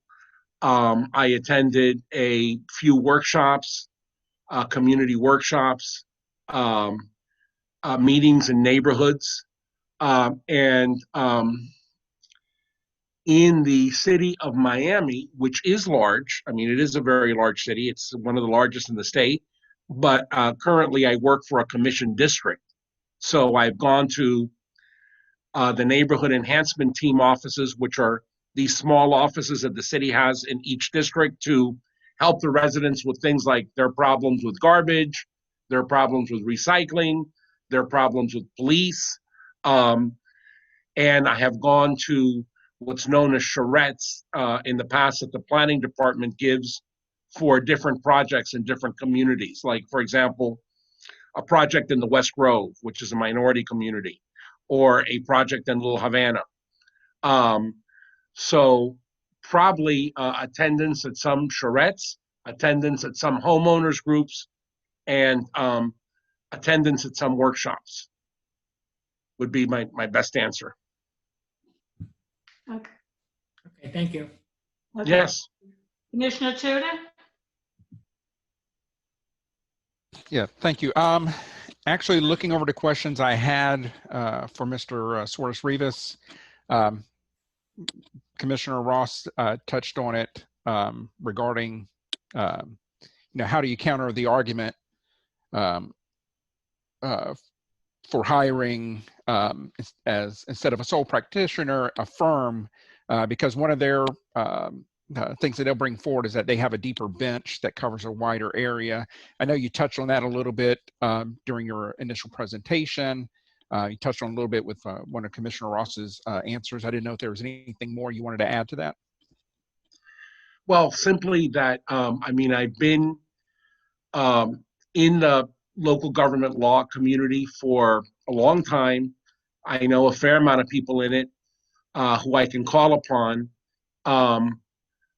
When I was in Miramar, maybe the biggest thing I did there was prosecute a pension lawsuit, which the city wanted me to bring against a former official. I didn't know the first thing about pension law. I learned about it. I schooled myself on it. I read up on it. I was given a stipend to hire a consultant eventually who advised me more about pension law. I handled the litigation. It was successful. Ultimately, the Florida Supreme Court reversed it and said that while the pension was defective, that the city could not get out of it because the person had retired. But we did win a trial. So, in areas, you just have to become conversant with them and get up to speed by consulting with people or reading or something like that.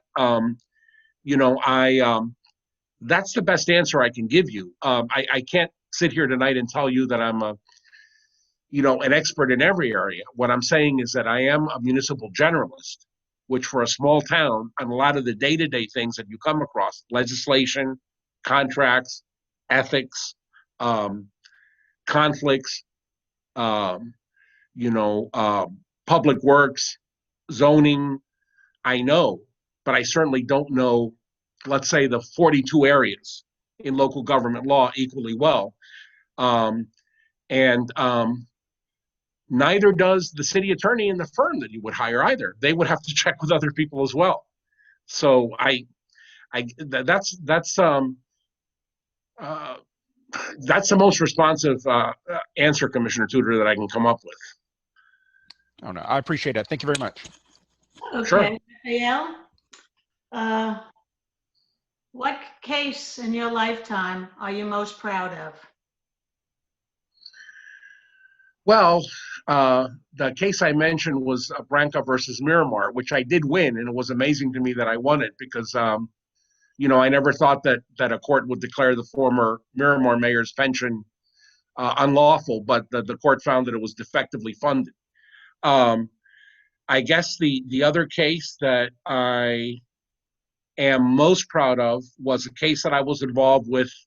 I was very involved with it, but there were other attorneys as well. Was Morningside Developers versus City of Miami. It was a zoning case. We won it at Circuit Court, and the Third District Court of Appeal affirmed. And the City of Miami had a very liberal zoning ordinance before this one. It was called Zoning Ordinance 11,000. And for all the different zoning districts, it would give minimums and maximums. It would say, for example, commercial, 8 stories up to 24 stories or 32 stories, or it would say liberal commercial, 12 stories to 48 stories. And in this case, the developer was arguing that they had a vested entitlement to the maximum, what it was in terms of density, how much bricks and mortar they could get onto a particular property. And we, the city, successfully argued that the zoning code was a statement of a range from a minimum to a maximum, but the fact that a maximum was stated didn't mean you were presumptively entitled to that maximum. You had to prove it. The city could grant something lesser than that. And that was upheld by the court. And that's probably another one that I'm very proud of. And Thank you. Yeah, you know, I guess that's the other one that comes to mind, other than the pension case I talked to you about. Okay, is Vice Mayor Kennedy? So Raphael, Question? Raphael, you are a sole practitioner, yes? Yes, I have a. But Yeah, go. Yes, sir. I'm listening. okay. So if you were not able to make one of our meetings, who would fill in to replace? We can't conduct a regular commission meeting without an attorney. Who would replace you? And then also talk to us about anybody that's on your team who's not an attorney, any kind of admin support that you have to help you with all the documentation and getting resolutions written and ordinances written. I mean, you must have some kind of a support team with you. So talk to us about your in-house team, and then what would we do in the case that you call off sick to a regular commission meeting? Good questions. Let me answer frankly. I would hope to make myself always available and know when your city commission meetings is and not miss them. Now, if I miss one, I would probably contact a friend or colleague with prior notice and consent of the village, perhaps pro bono from the city attorney's office where I worked many years, or maybe a colleague from, for example, Weiss-Serota. I don't know how pro bono they would be, so I would probably try the city attorney first and want them to handle that meeting. In terms of, for example, what my PA does now, I'm a code enforcement magistrate for a few small municipalities. So, because I still work for the city of Miami, I'm a legislative and policy advisor to one of our commissioners. But on days off, I might, go and from time to time hear code enforcement cases and rule on them in some small municipalities. So what I'll do there is I will generate the orders myself, usually work with some staff person there in finalizing them, and then have them rendered. So I'm pretty adept at Word. I'm pretty adept at putting together documents and forms and things like that. But to have something look like perfect, beautiful in terms of margins and pagination and things like that, I would hopefully ask if there's some kind of city clerk person or other administrative person that could work with me in not the substance, but just finalizing the form. Got it. That's what I would tell you. Yeah. Okay. Thank you very much. Yeah. You're welcome. Commissioner Ross, let's wind this to be the last set down because we're approaching that hour. Okay. Final question. So, yes, ma'am. City attorneys, you yourself in your career, I'm sure have worked, you've mentioned that you've worked with several different cities. Yes, ma'am.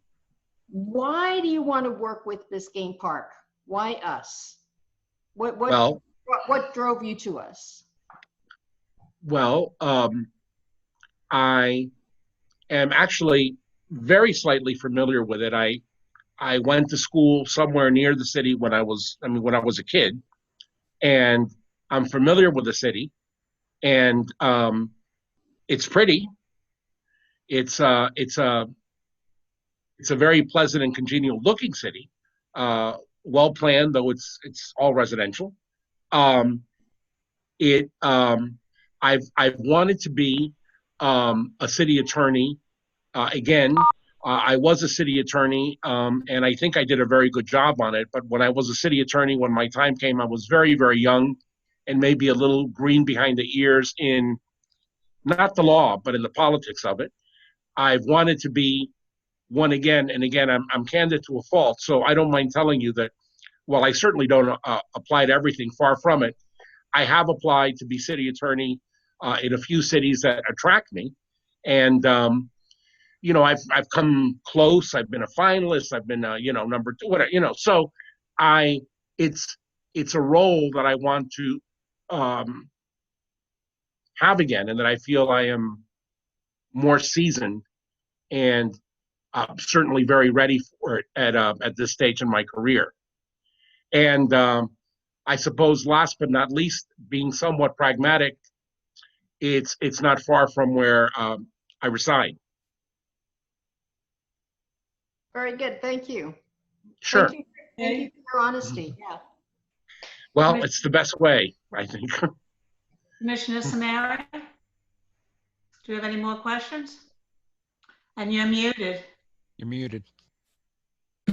Yes, just one question. In what situations do you think it would be appropriate for you to be talking to a commissioner directly? And what's your considered best practice for communication with the communicating with the village? Communicating with a commissioner directly, Commissioner Samaria, I heard you, but the rest of it went silent on me. I can't hear you now. You're muted. Okay, can you hear me now? I can hear you now, but you were Okay. cut off, sir. I didn't hear you. Okay, let me ask the question again. In what situation do you think it would be appropriate for you to be talking to a commissioner directly? What do you consider the best practice for communicating with the administration, and how would it affect our billing? I would be speaking to any commissioner directly. I would seek to service them all equally, the same, uniform way whenever they called upon me. When I would call them, I would, for example, in Miami, there's a custom which I've sometimes participated in. I don't know if it exists there. I don't know enough about the inner workings of Biscayne Park, but there's what's known as briefing. So agenda briefing, where the administration will go through the items on the agenda with each commissioner, I think is a good practice. It just sort of summarizes or explains what's on the agenda. We've got this contract to do, yada, yada. We're presenting this ordinance because we want to address this, that, and the other. If there are briefings, I would certainly want to sit in on those and participate with each commissioner.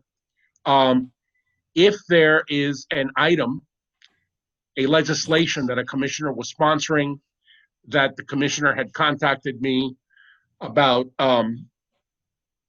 preparing or reviewing or critiquing, I would be in touch with them then. And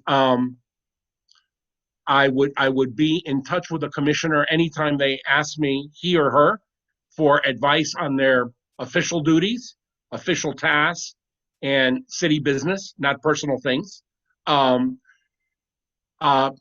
in those instances, I believe that I try to keep the conversations congenial, yet not unduly long, and try to get to the heart of the matter, what the commissioner wants done, talk about it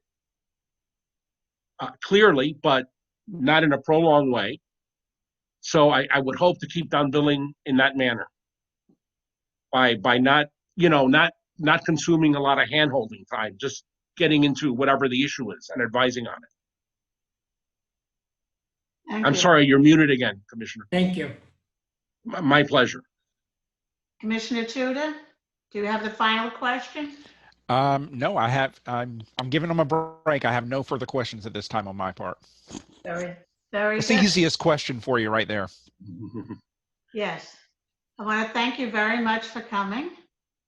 And Thank you. have a pleasant evening, and I'm sure everybody else is saying goodbye.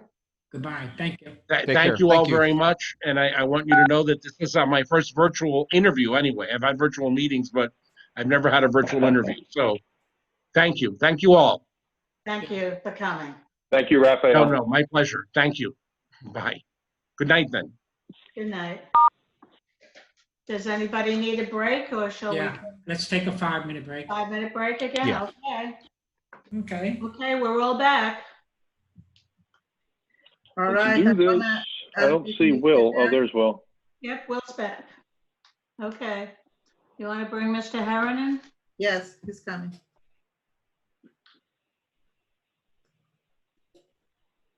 There he is.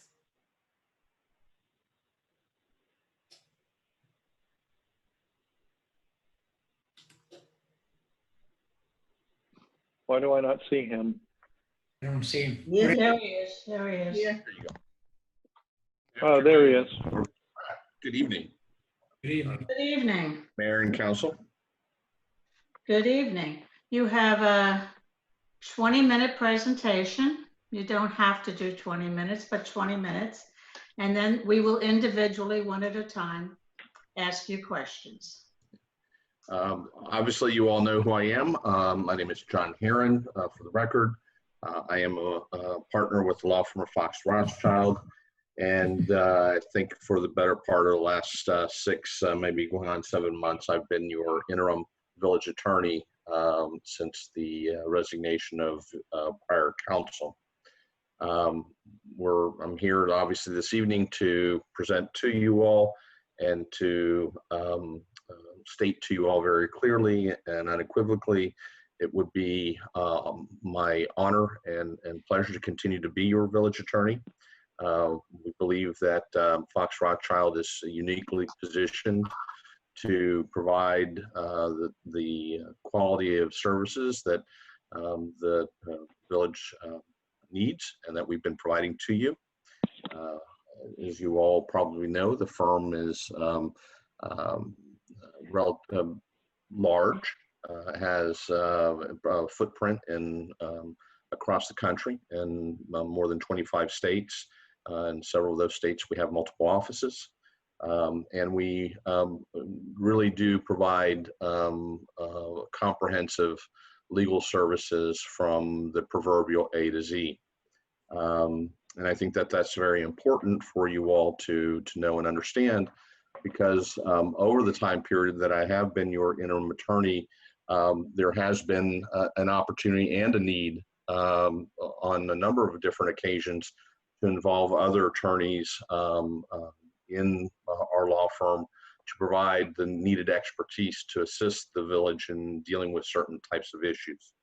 And just to briefly mention a couple of those is obviously the COVID-19 matter that we just recently had regarding the CARES Act and the agreement with Miami-Dade County in that regard. Other areas where we have the needed expertise is in the area of labor and employment matters. We've also had a number of those issues come up and present themselves where either I or staff have called upon the services of other attorneys in our office to assist and to deal with those types of issues. We also have, and in that regard, I think that I think is unique to Fox Rothschild and its breadth of experience and knowledge in the various areas that the town needs is, for example, there's the upcoming need to negotiate the existing labor agreement with the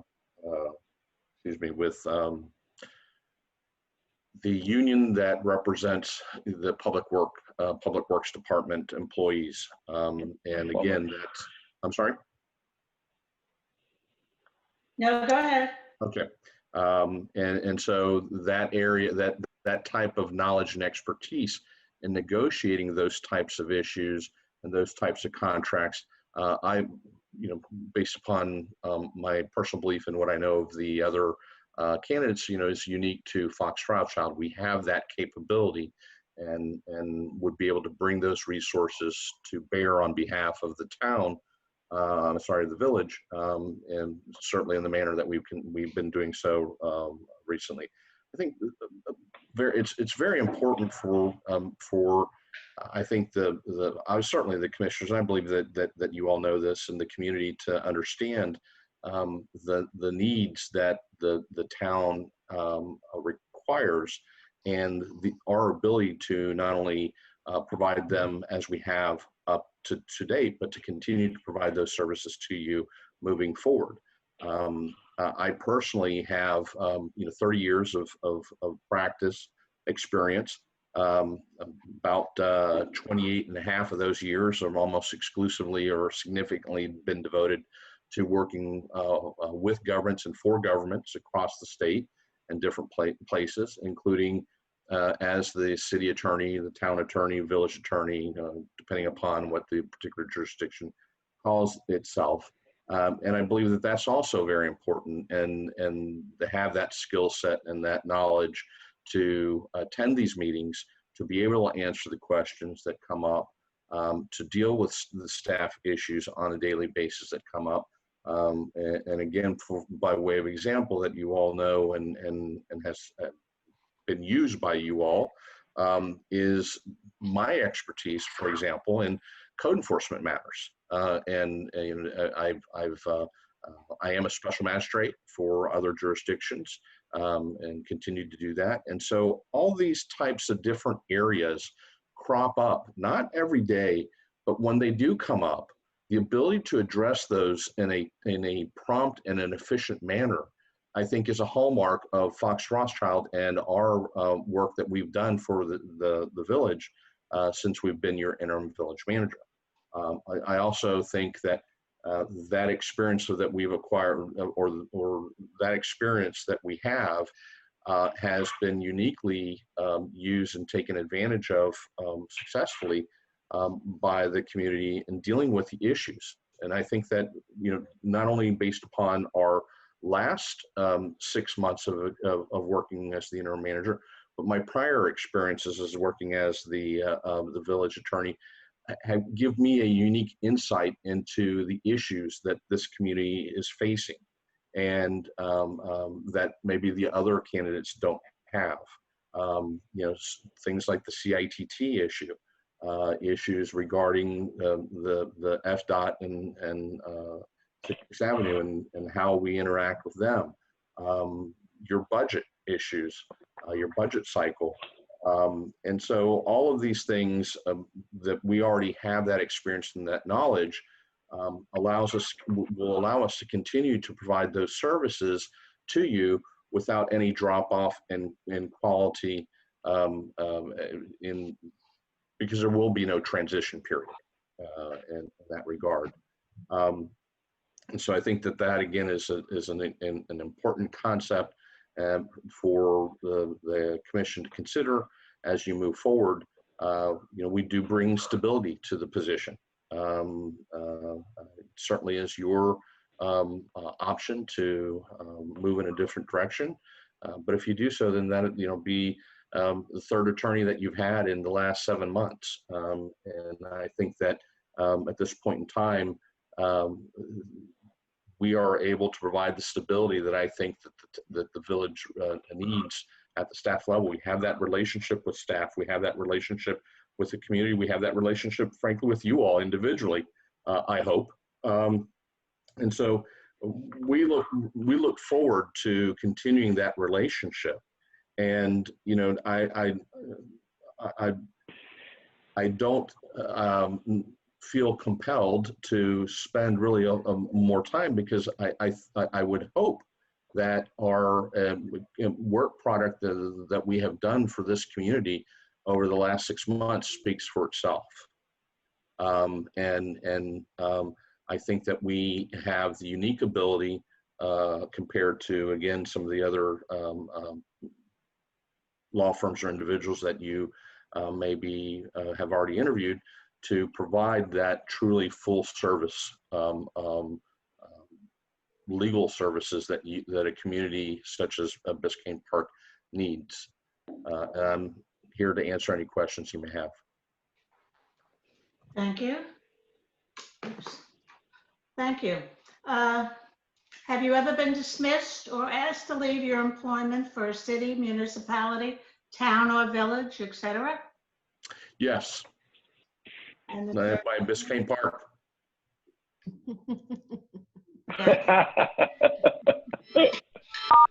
Any others? My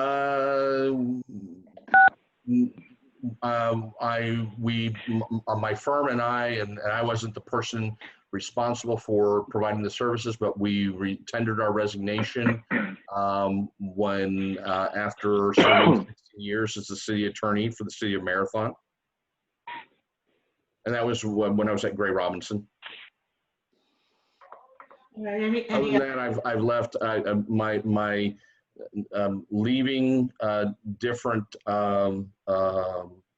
sometimes leaving jurisdictions was the result of me moving from one law firm to another. So the jurisdiction elected to stay with the prior firm where I was leaving.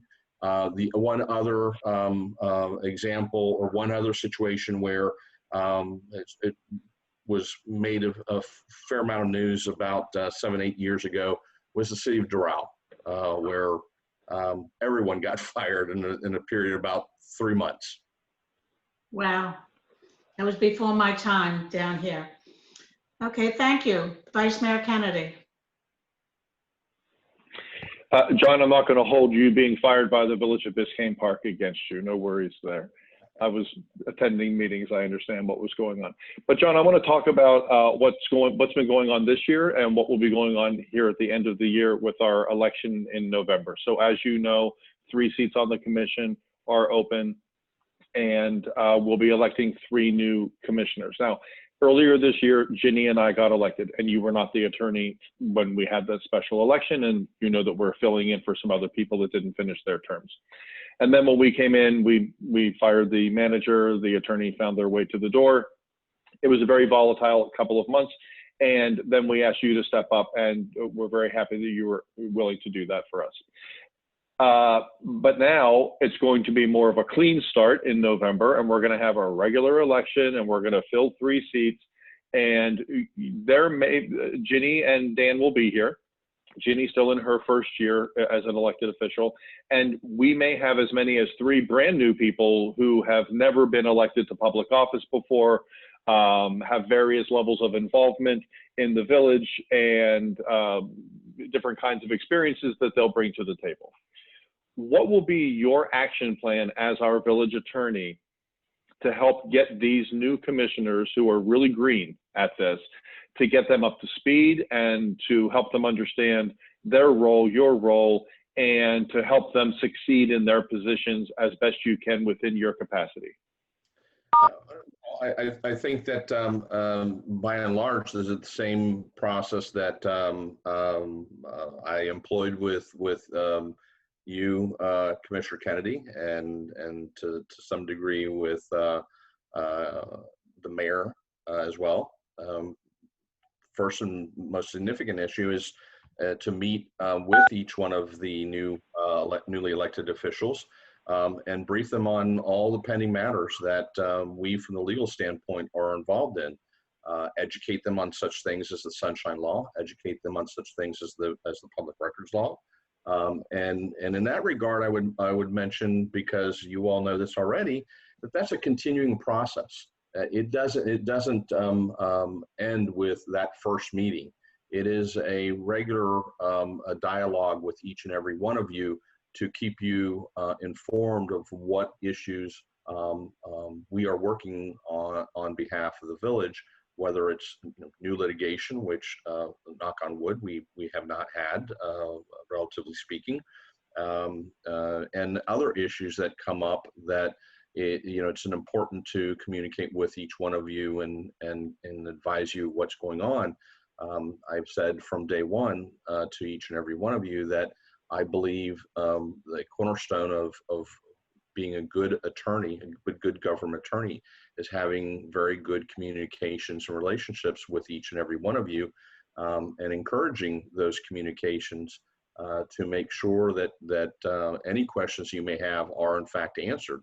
The last thing I want any of you to happen is for any of you all to be surprised, during the course of a meeting or by a constituent who says, well, X, Y, and Z is taking place, and then you wonder, well, why didn't the attorney tell us? So I work on that with each and every one of you on a continuing basis, and I would continue to do that. That would be my particular plan, is to meet with each and every elected official, go through that process, and to the extent that hopefully we will shortly or in the near future will not have the issue of coronavirus hanging over us, then schedule a series of workshops to take advantage and have all of you and make presentations, explain the issues that are pending. And obviously, if there's any pending litigation, if necessary, we then can schedule an executive session to discuss those matters. But at this time, obviously, there's really no need for that. Okay. Thank you. Commissioner Ross. Yeah. Hi, John. Hi, Commissioner. Knowing that we have limited budget for our legal fees, and we last night or at the budget workshops we increased it to 85,000. But I mean that would be the not to exceed amount. And knowing us and having worked with this village for a while, what kinds of efficiencies could you employ or introduce to make sure that we stay within that budgeted line item? One of the things that we're already doing and is trying to standardize some of the documents that we are using. The clerk and I have worked on some of those issues. We're trying to standardize our formatting for our ordinances, formatting of our resolutions, formatting of the agenda cover memos. You may not see much of a change, but they have been updated and they have been worked on, and we will continue to do that. I do see that there's an economy of scale in taking advantage of work product that I've done for other municipalities where we're not reinventing the wheel, and whenever possible, taking advantage of those efficiencies. I would like to also point out that in our particular proposal, we provide two alternative financial arrangements, much like what's currently an hourly rate, where we bill on a monthly basis with the not to exceed number. And the other alternative that we have proposed is taking the average of the last 3 years and setting that as a fixed amount. So whatever that average is, we would then divide it by 12, and that would become the monthly payment that we would receive from the village for all general legal services. I would always recommend and suggest that we always have a reserve for unanticipated litigation. There's I think that is one of the biggest issues that every local government has to face every year during the budget process. Is we don't know if and when the village will be sued, and most of the time it is a third party and someone from outside the government, obviously, that is initiating the lawsuit against the village, and we have no alternative but to defend ourselves. The village has been, I believe, lucky, and to some degree, I think it's a function of good practice, including on my behalf, by me on your behalf. Is that the types of claims that we have received over the last several years that I've been involved with the village, including my prior tenure, have been covered by the League of Cities. That's very good, and we would continue to have that resource, and I certainly would encourage the town to continue to renew its policy with the League of Cities for those types of coverages. But there is always the unanticipated and the unknown of potential litigation out there that needs to be accounted for. Thank you. Thank you. Commissioner Samaria? Yes, in the past, we have budget for $75,000 a year. Do you think you'll be able to work within a budget, and what items will not be covered? An example, you submitted a bill for $35,000 that coverage for 3 months. We don't need to discuss that bill here, but I'm using that as an example. Yeah, you know, I always like to say that there's peaks and valleys in legal services, and that when you get to the end of the year and you average them out, you generally will find yourself within your budget or thereabouts. I've been doing this, Commissioner Samaria, for many years. And so I say this based upon my past experiences. Generally speaking, as once things get settled in, the transition period has gone by, the things that need immediate attention have been dealt with. There is invariably will be a decline. You know, the graph will start going down instead of going up. I have, except with few exceptions, been able to come and complete the budget year within the amount allocated. I would like to point out that part of and there's a particular month, I don't know which one of those months, the general invoice was for maybe a much smaller amount than the others, and where we had a large amount was because of coronavirus. We already know that, and we're looking forward to recouping most, if not all, of that money that the village has spent on addressing the coronavirus through the CARES Act, because those expenses are eligible for reimbursement by the federal government through Miami-Dade County. And we are in the process of submitting my invoices with regard to coronavirus. So that will help with the bottom line as we progress through the end of the year. Okay, thank you. Thank you. Commissioner Tudor? Real quick, most of the questions we had for the other applicants, we've worked with Mr. Heron, so we're well aware of the work product and the experiences with working with him. So I'm not going to bore you with some of those questions that we already have answers to. But just in a general, and when we've spoken about processes before, but what do you see, or what would you recommend would probably be something to help us? Because one thing that eats up attorney fees is the length of some of our meetings. What do you see as being some of the recommendations you would make to help us streamline to move these meetings forward a little bit better? Well, we've been working on some rules that I think that I would not be bringing them back to you for the commission's consideration if I didn't believe that they were going to be a useful tool and a valuable tool to maybe help with some of those issues. As the attorney, I'm not the policy setter. I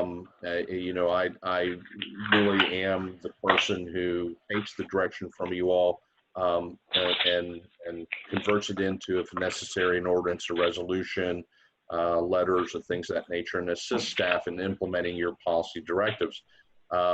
So I'm more than willing. I believe I've demonstrated to work with the commission to gain some efficiencies.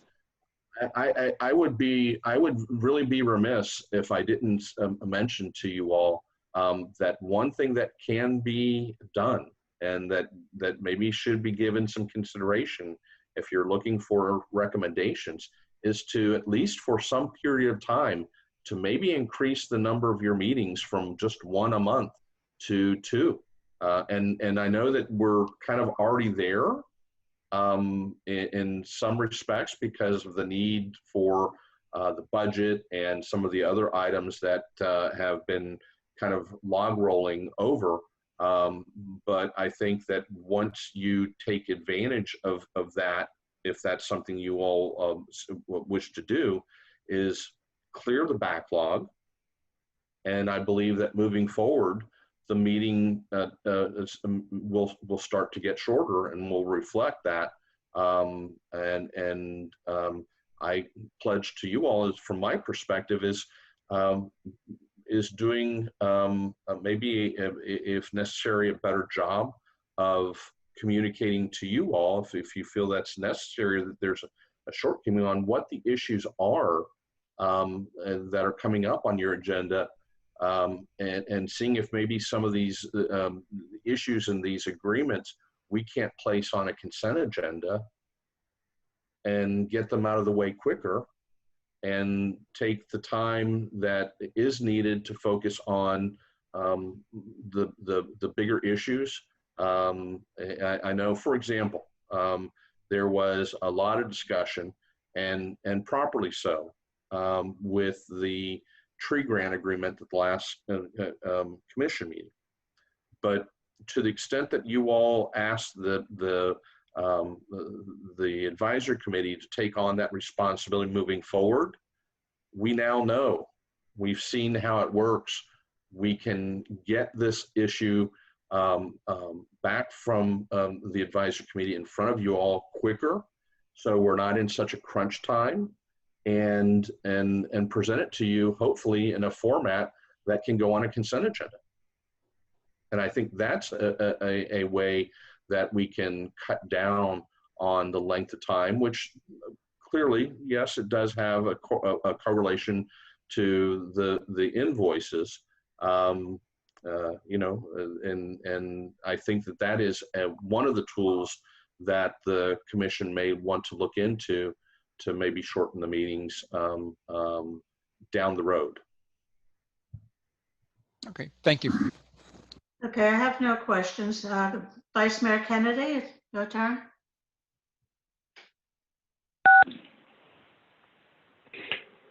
Okay, John, I would, so we're, as you know, we're talking to three firms, and you're aware of who they are. One of the things that's different about your firm is that you're a national firm. We have a sole practitioner, we have a statewide firm, and then we have Fox Rothschild, and you're a national firm, and you have what, 100, and how many offices do you have? We have about, I think it's either 27 or 28 in 25 states. Okay. So is there any benefit to that aspect of your firm for Biscayne Park? For example, is there sharing of information between the offices, the people at the different offices who serve in the same capacity that you do? And are there needs and experiences in cities in different states that are relevant? Is there any kind of synergy that we gain from you because of the national aspect of your firm? Yes, undoubtedly. And I think that it's the ability to call upon those areas of expertise by just merely me picking up the phone and calling a partner in our Philadelphia office or a partner in our North Carolina office. Across the various jurisdictions and where we have offices, if I were to provide you with a list of the number of government agencies that we represent, it would take up 3 or 4 pages, from state legislatures to school boards to housing authorities. I'll give you a specific example about another agency that is an example of what I'm talking about. We represented a housing authority in Broward County. We also represent the housing authority in Palm Beach County. But we're the general counsel for a housing authority in the one in Broward County, and I provide the legal service to them much like I do you all. Review their contracts, attend their meetings, review their resolutions, etc. We have a practice group in our, of all places, in our Pittsburgh office that does this kind of work for housing authorities across the country. And so when an issue comes up, which is very similar to issues that may come up with Biscayne Park, but in the context of housing authority, I have the ability to pick up that phone and talk to someone. With that said, we're also a local firm. And I think that that's also very important to keep in mind, particularly as it relates to government. And here's a specific example, and it's come up in some of the discussions I've had with some of you individually, and issues across, that affect the village in general. Miami-Dade County is unique in that Miami-Dade County is what's called a super county. And so there are certain things that Miami-Dade County as a county has adopted that applies to the village that wouldn't apply anywhere else in the state of Florida. And unless you know those details, unless you have dealt with the Miami-Dade County Code, unless you have a relationship with some of the individuals and the people at Miami-Dade County, which we have, you wouldn't know it. And your attorney wouldn't know that unless they had experience in dealing with the Miami-Dade County Code in certain areas, which we do. For example, and I suspect it'll come up in the very near future, lot splits, okay? Under the county code, every municipality must follow the county's regulations when it comes to splitting of lots. And you've got to go through that process in order to be able to have ultimately what is considered to be a buildable lot. If one of the other attorneys didn't know that, they would advise you, well, here's how you go through this lot split, because that's what your code says, but your code doesn't make any mention regarding the Miami-Dade County regulation that supersedes and applies countywide, including in the village. So you get the benefit of a large firm and the resources of that large firm, but you also have the local knowledge and the local experience that is key to a local government in Miami-Dade County. Okay, thank you very much. Thank you. Commissioner Ross? Yeah, this is a question that I posed to the other candidates as well, but I'm going to pose it a little differently for you, John, because you know us. And we can be a bit difficult, and we've had all of these transitions with attorneys and executive personnel. So why do you want to work for Biscayne Park? What drives you to work for Biscayne Park? Why are we so? I appreciate that question. I do, and let me say that if you look at my resume that is in the packet that we provided to you, you will quickly discover that I've worked for governments for a long time. And in fact, I'm one of the very few, I think it's less than 250 attorneys in the state of Florida that are Florida Bar certified in local government law. You have to take a special test, go through a vetting process in order to be able to receive that designation and that recognition. Because to answer your question, that is what I do. There are people who know me, who I've worked with in the past, and what I mean, just, in the same firm. There are people in my family, just outside my office door who ask me, why in the heck do you do this? And it's because I truly enjoy giving back. I become, you may not think this, but I truly do become a part of your community. I empathize. I see what your community is doing. I feel for your community with you all, and what drives me is to do the best job I can do to make your community as best as it can be, and I take that seriously. And it may sound hokey, but that is what in fact drives me. Thank you, John. Commissioner Samaria? You're muted. Thank you. This has a couple of grids, so it might be a lot in this one question, so bear with me. I was disappointed disappointed in the way RFP for our waste contract was handled. I didn't think it was proper for you to ask a commissioner who is a resident to handle this. How would you handle RFP in the future so that it can be done in a timely manner with our administration? How long would it take to do an RFP? Right. Again, I appreciate that question, Commissioner Samaria, because I think that everyone, including myself, was disappointed in the length of time that it took to get that RFP out.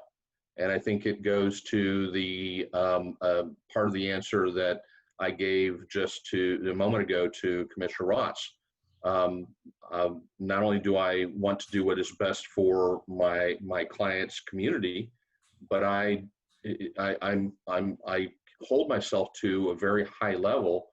And what was originally considered to be the RFP, if you look at it, was about 25 pages. And I don't know if you've compared the two documents, Commissioner Samaria. If you haven't, I would strongly suggest that maybe you do. And I can provide you with a what's called a red line that shows the differences between the document that I originally received and the document that was finally produced. And they are significantly different. And they're different for a reason, because it was my belief, and it is my belief, that had this community put out the RFP that was originally put together, you will not end up with the best product when it comes to selecting a potential renewal of your existing agreement with Waste Pro or a brand new contractor.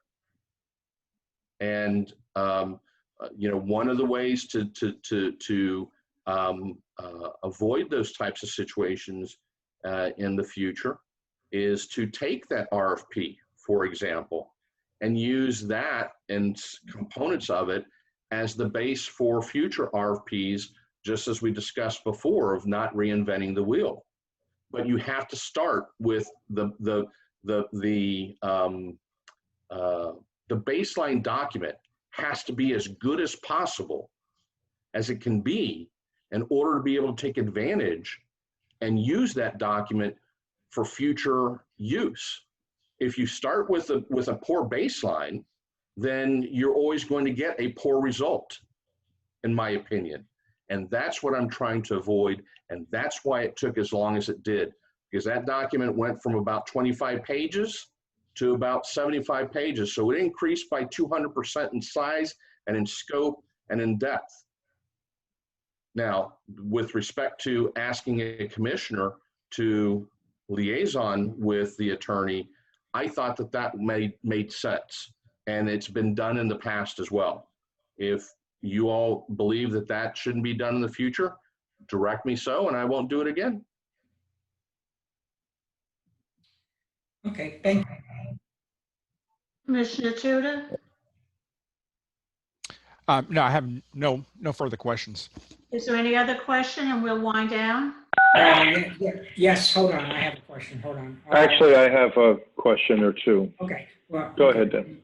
Yeah, thank you very much. Is there a situation that you think is proper to initial conversations with commissioner or residents?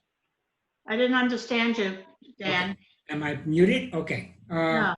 Are there any situation you think it's proper to initiate a conversation with a commissioner or a resident? Commissioners, of course, there are situations. My job is to keep you posted and keep you abreast of developments of certain issues that affect the community from a legal perspective. So if there is something out there where an issue that I believe it is important to convey that message to each individual commissioner, of course I'm going to reach out to you all and to talk to you about that. With regard to actually reaching out to particular residents, unless it directly affects the operation and the issues of the village, for the most part, no. My responsibility and my obligation, both legally and ethically, is to the village and the commissioners and staff And I know that that sounds counterintuitive to the idea that we all are working for the residents who elected you all and you who appoint me and the manager. But there is a bright line that is delineated in my ethical obligations that it's, you know, I can't provide advice to residents. It would be a conflict of interest. It would be a conflict of my ethical duties to initiate contact with neighbors on things unless they were either at your direction or they directly affected, again, the operations of the village. Okay, to follow up, and would that affect, you said that you would have conversations with commissioners and residents, go out to them. Would that affect our billing, or you would go out and contact commissioners and not charge us for it? Will you be charging? No, this issue has come up in the past, and I think our proposal is very clear. And if I haven't been very clear, I will say it again. You know, I encourage commissioners to contact me and to talk to me about things, and so you all don't feel like you know, we're not communicating. There is a difference between a conversation that I pick up the phone and I have with you, Commissioner Samaria, saying, hey, you know, I'm calling you to let you know that this happened, and, you know, this is what we're doing to take care of it from a legal perspective, where I'm informing you of that interest. Those types of calls, those types of dialogues, under our agreement and under our proposal, we would not charge for.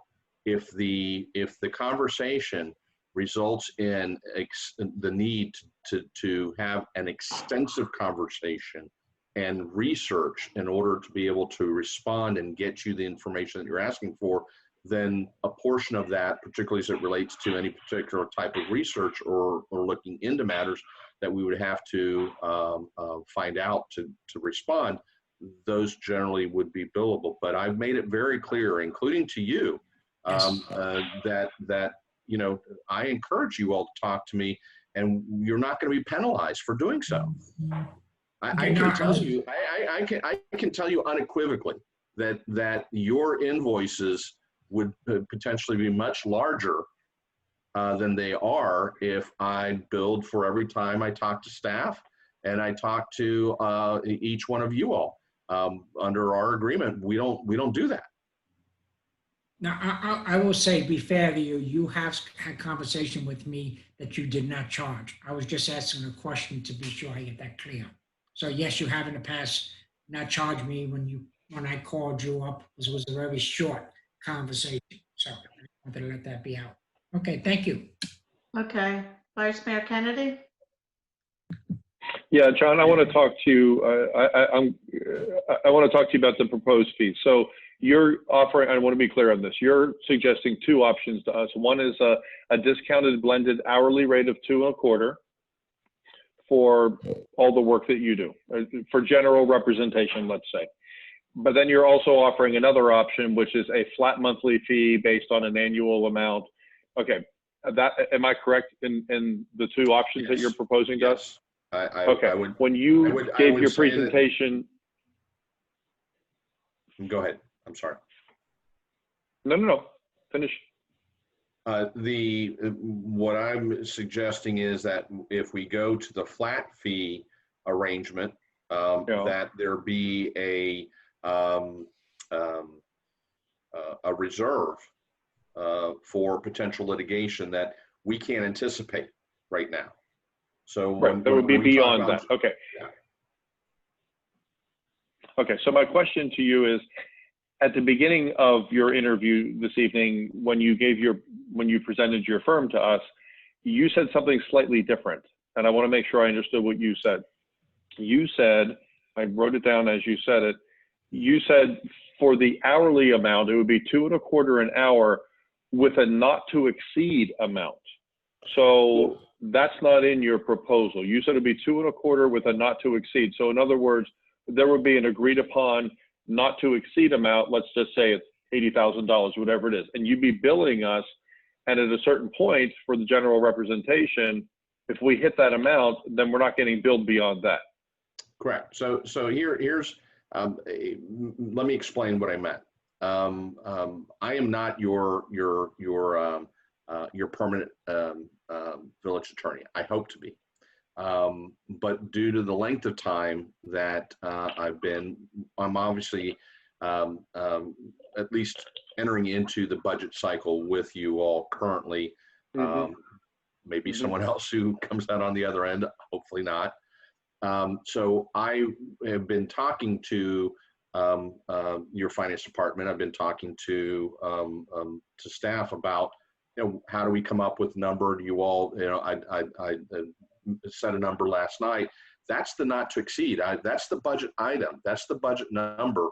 Okay. I can't exceed that unless you all get additional funds. Okay.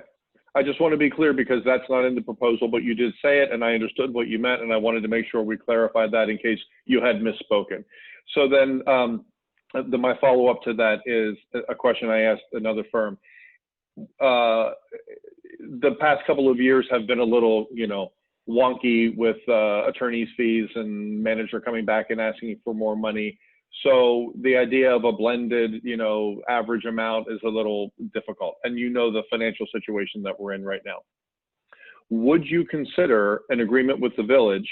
I'm obviously not offering this to you, but I'm asking you, would you consider an agreement with the village that the not to exceed amount for the first year would be $75,000? So, and then we would monitor what's going on, try to gain some efficiencies in there. And that would be limited to the general representation only, not anything outside the normal bounds of what the village attorney does. Is that something you would have a conversation with us about? Yes. I mean, Okay. As your attorney, once you decide which route you're going to go, then you negotiate what the best deal that you can. And if that's certainly we're open to discussions with the commission on what that is. But I think that, again, I believe that the commission, for its own benefit, needs to understand and set a realistic number. And that's why I've, throughout the budget cycle, when I've been asked, irrespective of the proposal, I believe that the best indicator of historically, based upon my 30 years of government experience, is that the best indicator of future expenditures at all levels, and certainly at the legal level and other departments, is taking a look back at your past experiences and your past expenditures. And many governments that I've worked with over the years in setting all department budgets, not just legal, will take that 3-year average and keep rolling it over into the future and always going back to understand what the dynamics. Now, there may be something that requires an adjustment to that because there's a capital project and therefore, Public Works needs more funding in one particular year. But generally speaking, that methodology is a very good indicator of what your future expenditures are going to be, and is how many local governments set some of their budgets, particularly legal budgets, is, again, to look back at historical past years, set that. If that's the number, we divide it by 3, and it is what it is. Okay. I mean, did I say 3? I meant 12. I know what you meant. Are Okay, there thank you. any questions? If not, thank you. very Yeah, if we still have time. Hold on one second. We still have time. John, who's the second on our account? I've never asked you that. I'm sorry. The person, my backup. Who's the second on our account if you couldn't attend a meeting? And how is that person kept up to speed? Steve Zelkwitz. He currently lives in North Miami Beach, and up until I think it was about 2 years ago, used to be an elected official in your neighboring municipality, Miami Shores. Okay, thank you. Any other questions? Thank you very much, John. Thank you. I look forward to continuing our relationship. Thanks, John. Have a good night. Thank you. Thank you. Good night. And before we have a discussion in reference to the commission, I'd like to hear from the residents since they heard all. Yeah, we're going to do public comments now. Okay, thank you. Yes.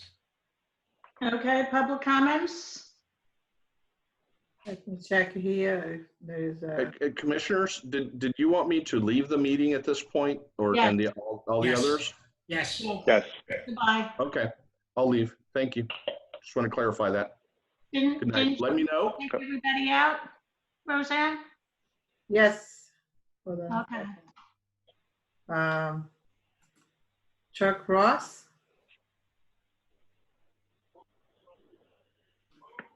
Good evening, Chuck Ross, 11166 Griffin Boulevard. Can everybody hear me all right?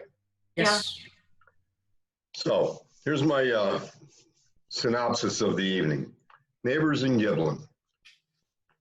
It sounded clear to me that they don't specialize in local village government. We don't want to be an experiment like we were with Gray Robinson after John left, with Rebecca Rodriguez, et cetera.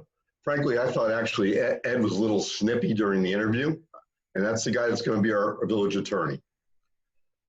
They don't know Biscayne Park, and it seems clear based on the interview that they will be relying on village staff for assistance to do their job. Presently, we don't have that capability. Consequently, the likelihood they will go over the village budget is high in my estimate. They do not have any advantages over Fox Rothschild, a full-service law firm that has shown they are capable of handling most, if any, issues that may become before us. In fact, Fox Rothschild, based on the info supplied tonight, seems to have more resources than neighbors in Giblin. As much as attorney Suarez Rivas is clearly personable and experienced, admittedly has no established backup and lacks the resources that are associated with a full-service law firm. This is a severe disadvantage. John is familiar with the village and has demonstrated that he is the best choice for the village to continue stability, and has shown that he can work with Biscayne Park, and he's willing to work within the budget for general issues. There's no reason it has been this demonstrated not to continue with John Herron as our village attorney. There is clearly an advantage to continue with an attorney firm that we have an existing relationship. If you decide to change from John Herron, I believe you're doing the village a disservice, and you need to justify why you're doing so. I did not hear any issues brought up tonight that would justify a change for John Herron as our village attorney. Thank you. Any other comments? Let me see here. Hold on a second. I don't see anybody else. See anybody else? Okay. Am I missing someone? Okay. Are we going to vote on our choice for village attorney? Ruka, I think probably the fact that probably most of us were probably jotting down notes from the interview, we probably want to take time to kind of digest that, look over it again. We may want to give residents who weren't here tonight an opportunity to view the tape, the interviews, maybe give commission feedback. My personal opinion, I think maybe making a decision at the September commission meeting may make more sense, but I'd like to hear from the other commissioners. Okay. Commissioner Samaria, what is your? I was hoping to have a lot more. Opinions from the residents. I'm almost tending to agree with Commissioner Kennedy, even though I have my decision right now. I would really like to, see if we can get some more feedback from. So I wouldn't have a problem moving it to the September meeting if the rest of the commission would go along. Commissioner Kennedy? Your opinion? I am going to echo much of what Will said, and it was my plan to come in this evening and suggest that we, unless there was, it sort of seemed like there was unanimous desire among the commission to hire one of the candidates tonight, I was going to suggest that we push this to the September 1st meeting. The only thing I would add to that is that, and I would use some of that time to hear from some more residents, I would hope. I would like clarification from someone about if in that 2-week period or whatever that amount of time is, are we allowed to, now that we have had this public meeting, are we allowed to have one-on-one conversations with them? Can I call these people and have further conversations with them? I will need clarification on that so I don't step out of bounds. But the one other thing that I would think we might want to talk about is if there was a near unanimous decision that one of these applicants is someone that we would definitely not want to consider, that we might want to eliminate one of them this evening. So we have it pared down so that in the time between now and the meeting when we do vote, we can focus on the ones that we seriously want to consider. There's one candidate that I would personally remove from the list this evening. And I just think it might be, in terms of being a little more organized about this, if there was an agreement to remove anybody, that we would do that tonight and let them know, and then we could focus on what we need to do between now and September 1st. So Commissioner Kennedy, Vice Mayor Kennedy, if I understand, you're saying get it down to 2 votes, right? Because instead of 3. Unless the commission really thinks that all 3 are very viable candidates and they want time to think about all of them. But if there's a consensus that there's any candidate that we think is not qualified at this point, that we just sort of narrow the pool down naturally this evening if we could. No, I don't think there is. Not a requirement, but if it goes that way. I don't believe that we have a candidate that we I don't want think so. to No, nominate. no. I'd rather have it's only 3. I'm not certain how you would know that, Ginny, if we didn't have the conversation. I'm not sure how you gleaned all of that Would you like by to have a yourself, but conversation? Shall we vote for who we'd like to have? I mean, we can do that too. I'm prepared to vote for who I'd like.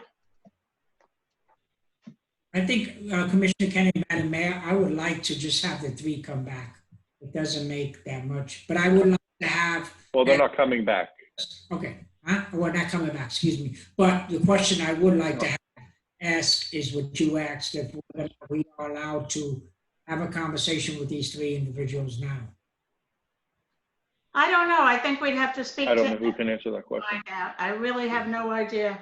Oh, okay. Well, I don't believe so, but we could get, guidance on that. We can get John to weigh in. I don't feel John that can weigh we should be, I don't think we need it, but I don't think we should be talking to them. I don't know. I agree. I think that we already. Let's have someone who does know, let us know. Yeah, we can definitely get guidance on whether or not that's even allowed. But I think all the 3 candidates, just for me, there's strengths and weaknesses with all the candidates, and just from the interviews tonight, there's none of the 3 that I would just dismiss at this point. I agree. Okay. Okay, can we have a So motion? are we going to discuss them? Do you want to have a conversation about them tonight? Do we want to, Rox has something to say. I think there's a conversation only if we were going to select the person tonight. Commissioner Royce? Thank you. I haven't had an opportunity to speak on either of the issues being discussed right now. This is not a strict RFP process, so I'm not sure that there is a cone of silence that would normally be in place until a decision is made. And certainly we have an interim village attorney that we need to have conversations with about things that are on our agenda. So, there's that element of it. I was impressed with all 3 of them. Frankly, I've been very vocal about where my support is. So you all know where my support is, but I have no idea where the rest of you are on it. Because logistically, there are so many things that we're in the middle of working with our interim attorney. I think for that reason alone, we shouldn't make a decision today. And I'd like to put it off. Yeah, I agree that we should put it off until the September meeting. So I guess we're all in agreement to put it off. The question Is that the consensus, that we put it off to the next meeting? The question of whether I agree to that. Madam Mayor, I'm sorry, I didn't mean to interrupt you, Commissioner Ross. Yes, Commissioner Samari. No, I'm sorry, Commissioner Ross. But I also like if the clerk can somehow put out something, because I really would like to hear the purpose of Commissioner Ken or Commissioner Tudor's, who brought it up's idea about this, was to hear from residents. I would like to, if we can be sure that it gets put out, that residents can, in the public comment, participate on how they feel about it, because I really want to hear from the residents. Well, that'll come under public comments at the next meeting. If I could finish my thought. Yes, ma'am. Now that everybody's had a say on it. I'd like to have some idea of what the rest of you think. And Dan, I think it's great to have as much participation as possible from the community, particularly here where we have some very active and involved people. But you're asking people to give comment on very little information, and they may not be aware of some of the nuances that a commissioner would have. So you have to make sure that you're not putting too much weight or overweighting what someone on the street, what their opinion may be. I And agree.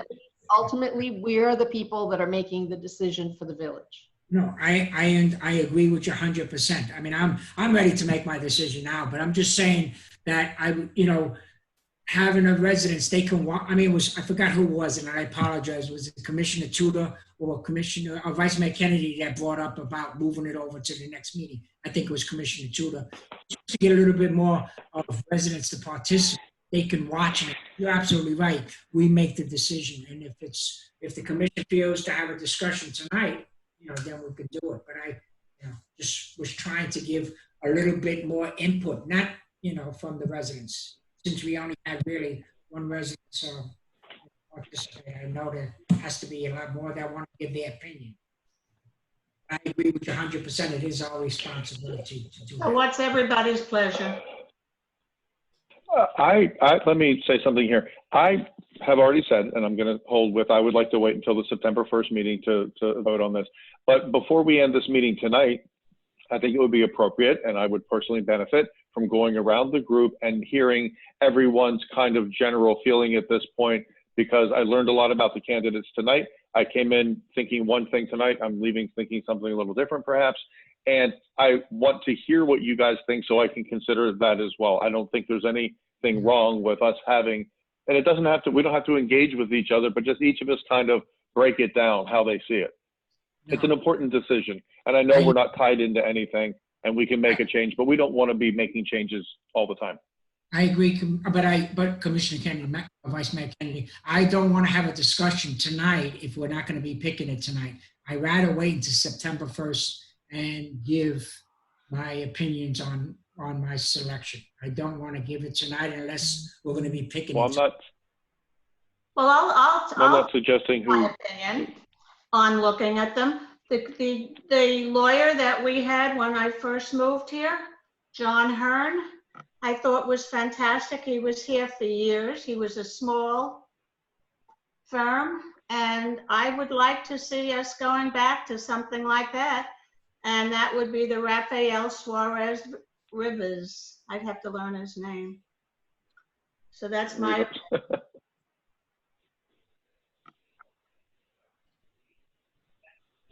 Okay. Who's next, Ginny? I'm sorry? Who would you like to go next? Roxy, Commissioner Ross or Commissioner Tudor? You're all right. No, I'll jump in here real quick. Yeah, I don't have, at this point, to be honest, I don't have a true front runner. I thought, like I said, I thought each of the candidates has strengths and weaknesses. I will say this, coming into the process, and I've said this before when we've hired attorneys, I've always been a big fan of the firm as opposed to the sole practitioner. But after Mr. Rivas Suarez's presentation tonight, you know, that has, I've kind of changed my opinion on that. So to be honest, originally I was putting him you know, almost out of the running for me, being the sole practitioner. But after tonight and speaking to him and listening to what he had to present, you know, he's just as strong of a candidate as the other two.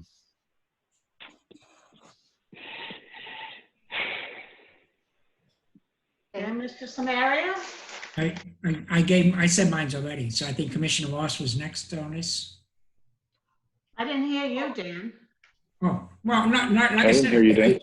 Well, my strong opinion is that I really am leaning towards I've been told that this individual was like having another John Hearn, and I like that. I think he's not polished.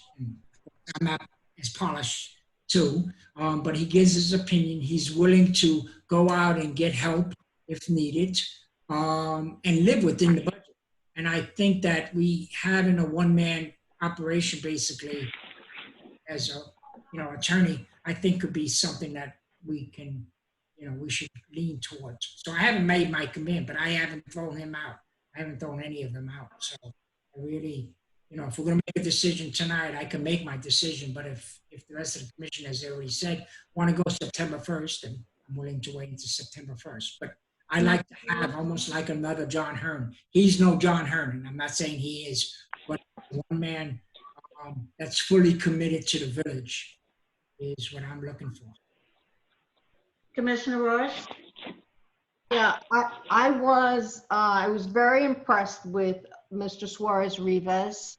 I think he had incredible polish and a wealth of experience that definitely brings to bear a lot of the disciplines that we need. My disappointment with that candidate, though, is that and he cannot be compared to John Hearn, because John Hearn had a full staff and a backup person on that staff that would come in, and actually did come in and sit as a sitting attorney.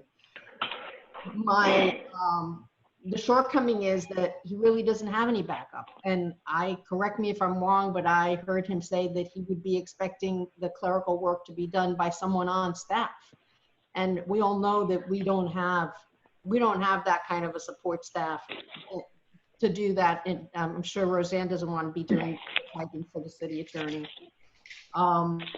So that's a person that I would put as number 3. The Neighbors firm, they have an outstanding reputation. They're well known throughout the state. They have represented many cities, but they haven't sat as a city attorney until recently for City Now for Sunny Isles Beach. And that's quite a different practice than going in and being the person who advises on your utilities or advises on certain policy issues. So they would be my number 2. And of course, I would, before we go and spend money for any attorney different than John Hearn, to learn about the village and get used to the village and learn even as something as simple as our code, the Biscayne Park Code. That all of that takes money. That change, that transition, that costs money. So that would be my first choice, John. Okay, we ready to adjourn? I didn't get to speak yet, Ginny. Oh, I thought you did. Go ahead. No, I did not. Okay, so this was a very interesting evening. I entered this evening with a clean slate for everybody. So we went through a process, and I came here all eyes and ears and trying to learn about people. And I really tried to remove all of my preconceived notions and my little ranking inside my head. And I really wanted to start clean, and I'm glad that I did. My thoughts right now, it's kind of, I'm thinking the Goldilocks principle of something kind of being, the porridge is too hot, the porridge is too cold, the porridge is just right. That's kind of how I'm feeling right now. I felt that Neighbors Giblin Nickerson was just too big and overly structured. And what I felt like when I was talking to them and listening to them engage with all of us, is that they may not be nimble or flexible enough to work with us, that they were highly structured. And I was glad that Rox asked that question specifically about, has Ed been a city manager before, or how much experience versus the other kinds of experience. I thought that was very telling, and that concerned me as well. So I thought there was they just didn't seem nimble enough for our needs. We're a small community, we're only residential, and it seemed like a lot of the things that they could do are things that we would never need done or seldom need done. Raphael, I like him a whole lot. I thought, Dan, he was quite polished. I wasn't expecting that because his written presentation was really poor. So what we saw, what we considered from his application, made me not want to consider him at all. And that's why I asked that question about what kind of support staff does he have, because I needed to know. I was trying to understand, why did this polished person come who really impressed me? And quite frankly, I just sort of felt like, oh, I could see us dealing with him. But why did we get a product, a written product, which is often what an attorney provides to you, right? Why did we get something that was not so well put together? And when he said that he doesn't have staff, then I realized, oh, and he said, I know how to use Word, but I don't know how to adjust margins. I was like, oh my goodness, I really like this guy. And I would like to, I could see us working with him, but we need someone that has those kinds of skills, because let's just be honest about this. We cannot provide clerical and admin support to the attorney that we're paying. We barely get by on a good day doing our own stuff. So we cannot be having our village clerk or anyone on staff turning his documents into something more presentable. Guys, there were misspelled words and there were errors in his presentation. We can't have that. We do that on our own. We can't have our attorney providing that to us. So as much as I really wanted to like him, that part of it really kind of killed the deal for me. And he's the one I would remove, and it's for that reason. And the fact that when I said, who's your number two, the night that you're sick and you can't attend a commission meeting, and we have to have an attorney to conduct at our meeting, he said, I would call the city attorney office and see if they could get someone to come pro bono. Or he said, I would call somebody else, a colleague or a friend, and try to get them to fill in. That is, I'm sorry, but the bar for Biscayne Park has to be a lot higher than that. So while I like the gentleman an awful lot, and it sounded like he was very knowledgeable and could really help us out and fit in with us, I feel very strongly that we could not take an attorney on that has no backup, no clerical support. And he said very directly, I would be looking for the village to provide that part of the service for me. We can't do that. Come on, guys, we can't do that. So now that leaves John Herron and at Fox Rothschild. And while I will be the first person to say, I think he's like the most perfect attorney in the world, and have I taken issue with some of the things he's done for us as well? Yes, I'll be the first person to say that. But I felt like what I kept coming back to is he's doing a really good job for us. He's willing to work for the money. He stepped up when we needed him, and he gets a kind of a gold star from me for that, because there was a night when we didn't have an attorney. All of a sudden, this village was in a lurch, and we needed someone. And a couple of us talked to him in advance, and he showed up not knowing if he was going to be getting a job that night or what was going to happen. He sat in the back row of the log cabin, and when we said, John, will you come up and do it? He said yes. John Herron did us a solid, and that shows a lot about who he is. He was there when we needed him. He's done a good job for us up to now, and I think we can work with him and make him even better. I'm landing there now. But if I had to make a decision tonight, the only decision I would absolutely want to make is that we remove Raphael from the mix, not because of his personal skills or who he is as a person, because I really did have a very different impression of him when he spoke. But we simply cannot have a village attorney who can't do his own admin work, can't do his own clerical work, and the night that he's sick, we can't have a meeting because he can't get someone else to fill in for him. And that person, by the way, would fill in and not have a clue about what was going on. It's simply, we're better than that. We need the bar raised higher than that. That's my opinion on the topic. Madam Mayor, point of order. Yes, go ahead, Commissioner. I don't think that's what he completely said. He said he would go out and get a lot of resources. He would do a lot of research on. That's what I heard. Yes, he did say clerical work, but I don't think he was talking about our clerk doing it. I think he was talking about going out. Yes, that's exactly what he said, Dan. Okay, well, Dan, he said it. He said, I will be looking for your clerk. If you're asking me to eliminate somebody right now, then I would be leaning. He's in my 1 and 2 pick. That's all I'm going to say. He's in my 1 and 2 pick. Okay. Well, so Dan, watch the tape when we're done here tonight, when it goes up on YouTube. Watch the tape and listen to his answer, because he very clearly says he will be looking for the village to provide that kind of clerical support. We're not here to lecture. He said it. We're not here to lecture.